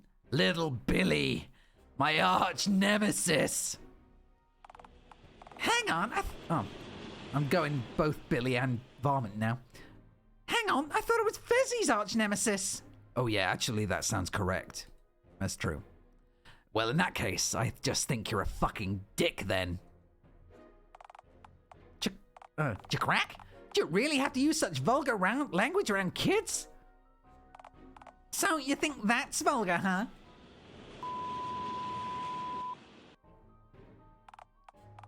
Okay, never mind. That was a whole lot of slurs. Oh, God. At least the words I happen to recognize were all slurs. JAQKpanda, did you teach these words to the children of Dialtown? Are you kidding? They were trying to teach me things. What? What? You think I just didn't invent half those words, huh? Think again, you bagged bozo. What, you... Wait, hang on just a minute. What in tarnation is a crungus anyhow? Oh, wouldn't you like to know? It's my pride... I'm getting mixed up with their voices. It's my pride and joy, bucko. The Emperor slur. The word that will be uttered by the one and only Colossal Billy to mark the end of days. What is this? First, the two weapon-handed goons, and now you? It's a perfectly cromulent word, exactly. Don't tell me the mayor started some kind of villainous league to conspire against me and JAQKpanda. Yeah, that's exactly what happened. She named it the Mingling. That's the best y'all could come up with. Hey, I didn't name the stupid thing. I'm just here for the perks, man. Okay, can we hurry this along, I guess, then? This thing that's happening here, can we just... Yeah, this is only the second encounter we've had to deal with thus far, and it's already getting old. In fairness, the first one was a 2-for-1 offer. We've still got Theorore to go through. And maybe God. Honestly, no exaggeration here. Those two fools aged me prematurely. Much like this playthrough. I am egged, Norm. Okay, so here's how this is gonna go down, bozos. I'm gonna hog tie you both with licorice and then drag you straight back to the mayor's office. Knowing me, I'll likely make a game of it and try to drag you over as much of the broken glass on the pavement as I can. You're one frightening child, ain't you? Funny, the mayor trusts a literal child to drag us to her, but not the other two. Well, duh. Unlike those two bozos, I'm cut out for actual crime. I'm a child, you know? I'm shocked someone like you would get on so well with someone like Mingus. Hey, we agree on what matters. Like your hatred for me?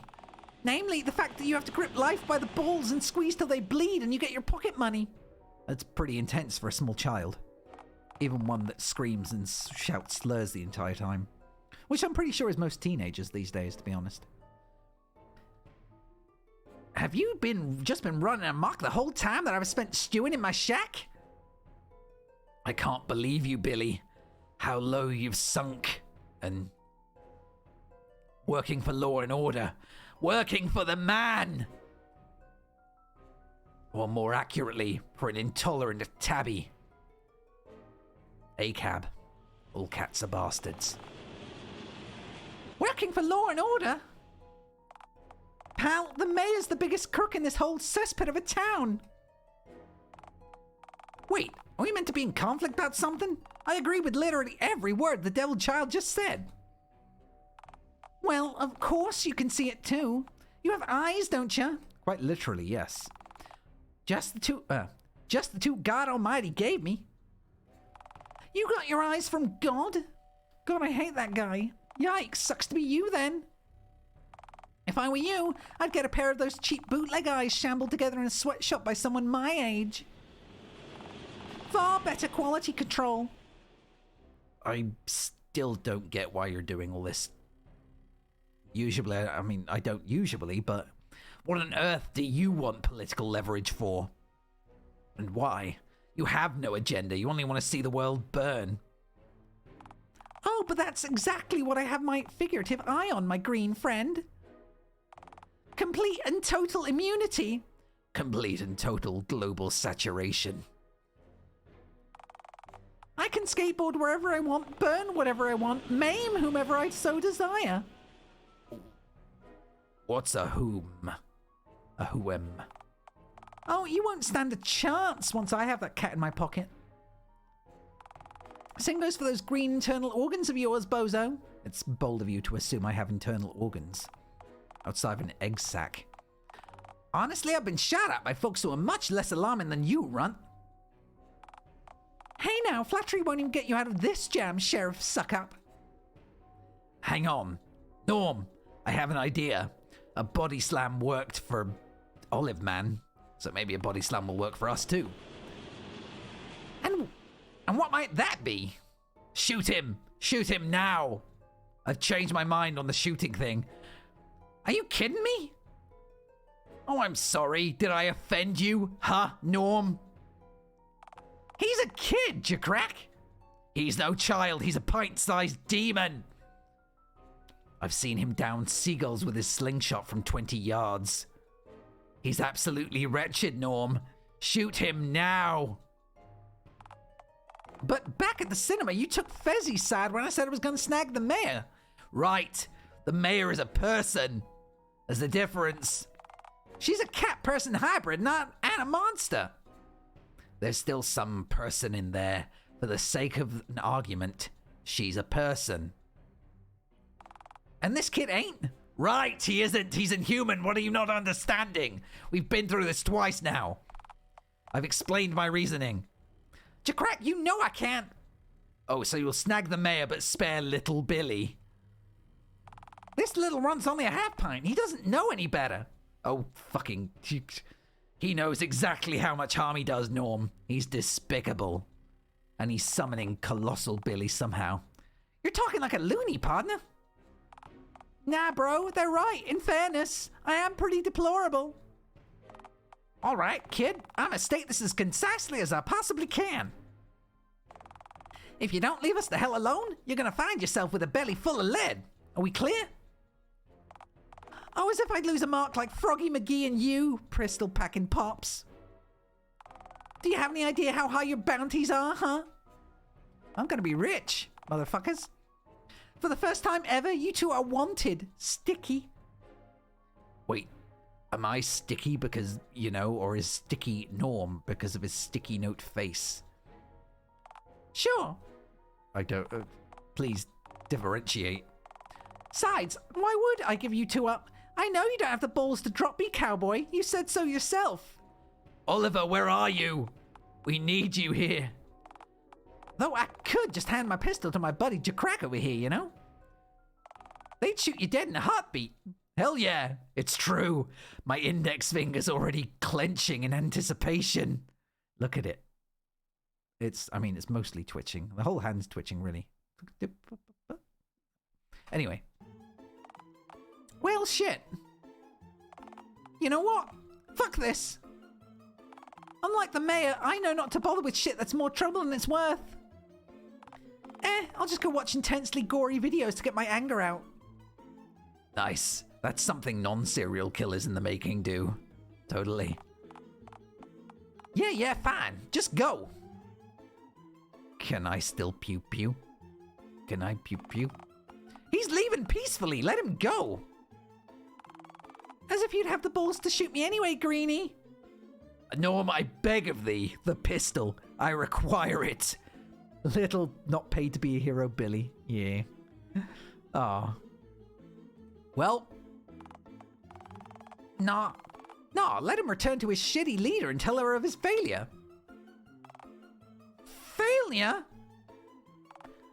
Hey, this is only the beginning for me, bozo. Once I scrap the whole mercenary shtick, I'll just lobby the government to get my way like a fast food giant or an oil company that drowns pelicans in crude oil. Oh, man. Way easier for me.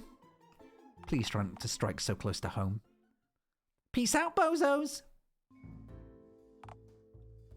Man. That is one scary... Go get! Huh. You know, I thought you were a better shot than that. I never miss. I was just deterring the lad, like when I take pot shots at rogue raccoons that wander over to my garbage can, or at unwanted taxmen. That's true, there's no reason for you to be taxed, I think. Seriously, can the government still tax you if you live outside, like you don't live on, like, proper land, you don't use financial services or anything like that, and you grow all your own food? Can you still be taxed for existing? Because I'm curious about that. If I just went and lived in the woods as a hermit and just never actually went back to civilization, would they still be able to tax me? Only if the land you're on is unowned and undeveloped. Okay, making future notes for future purposes. Trying to become self-sustainable. No, he didn't actually shoot Billy. He deterred him, because he never misses. You don't shoot any and all taxman that approaches you? If you don't let him go back and tell his boss all about how he soiled his britches when you shot at him, they'll just send another. Man, hasn't anyone ever taught that kid about hell?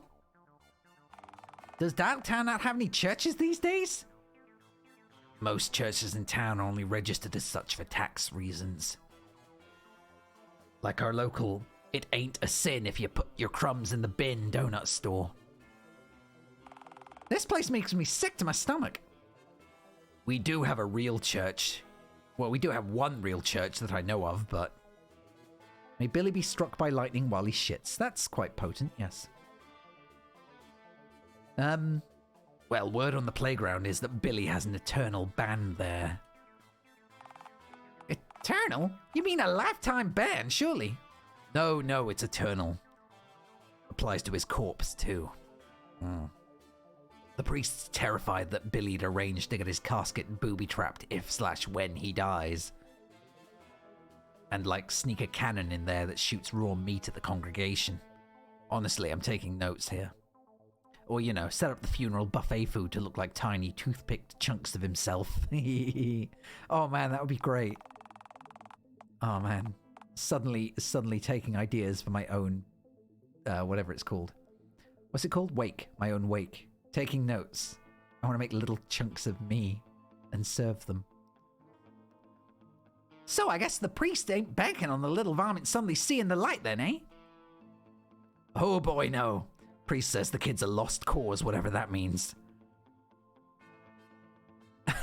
You really like the fact that Norm is literally a normie and having to get all of this absurd bullshit to him, but only after the player had to experience it all themselves beforehand. Yeah, basically, he's just me, except with no prior knowledge of what's happening, all being force-fed to him at once. Oh boy, no. Priest says he's lost cause, whatever that means. Jesus never even called one of the sinners he made a lost cause, for the record. Right, but Jesus never met little Billy. I really hope Direct Doggo doesn't go like Scott Cawthon and go full Christianity or something. I hope that's not where this is going. Jesus was never forced to use the word swanicide once in his entire life. Did Judea even have swans back then? If little Billy was around back then, nowhere would have swans left, Norn. All right, you convinced me. Enough talk of the ominous dwarf. Say, how often do the trains tend to stop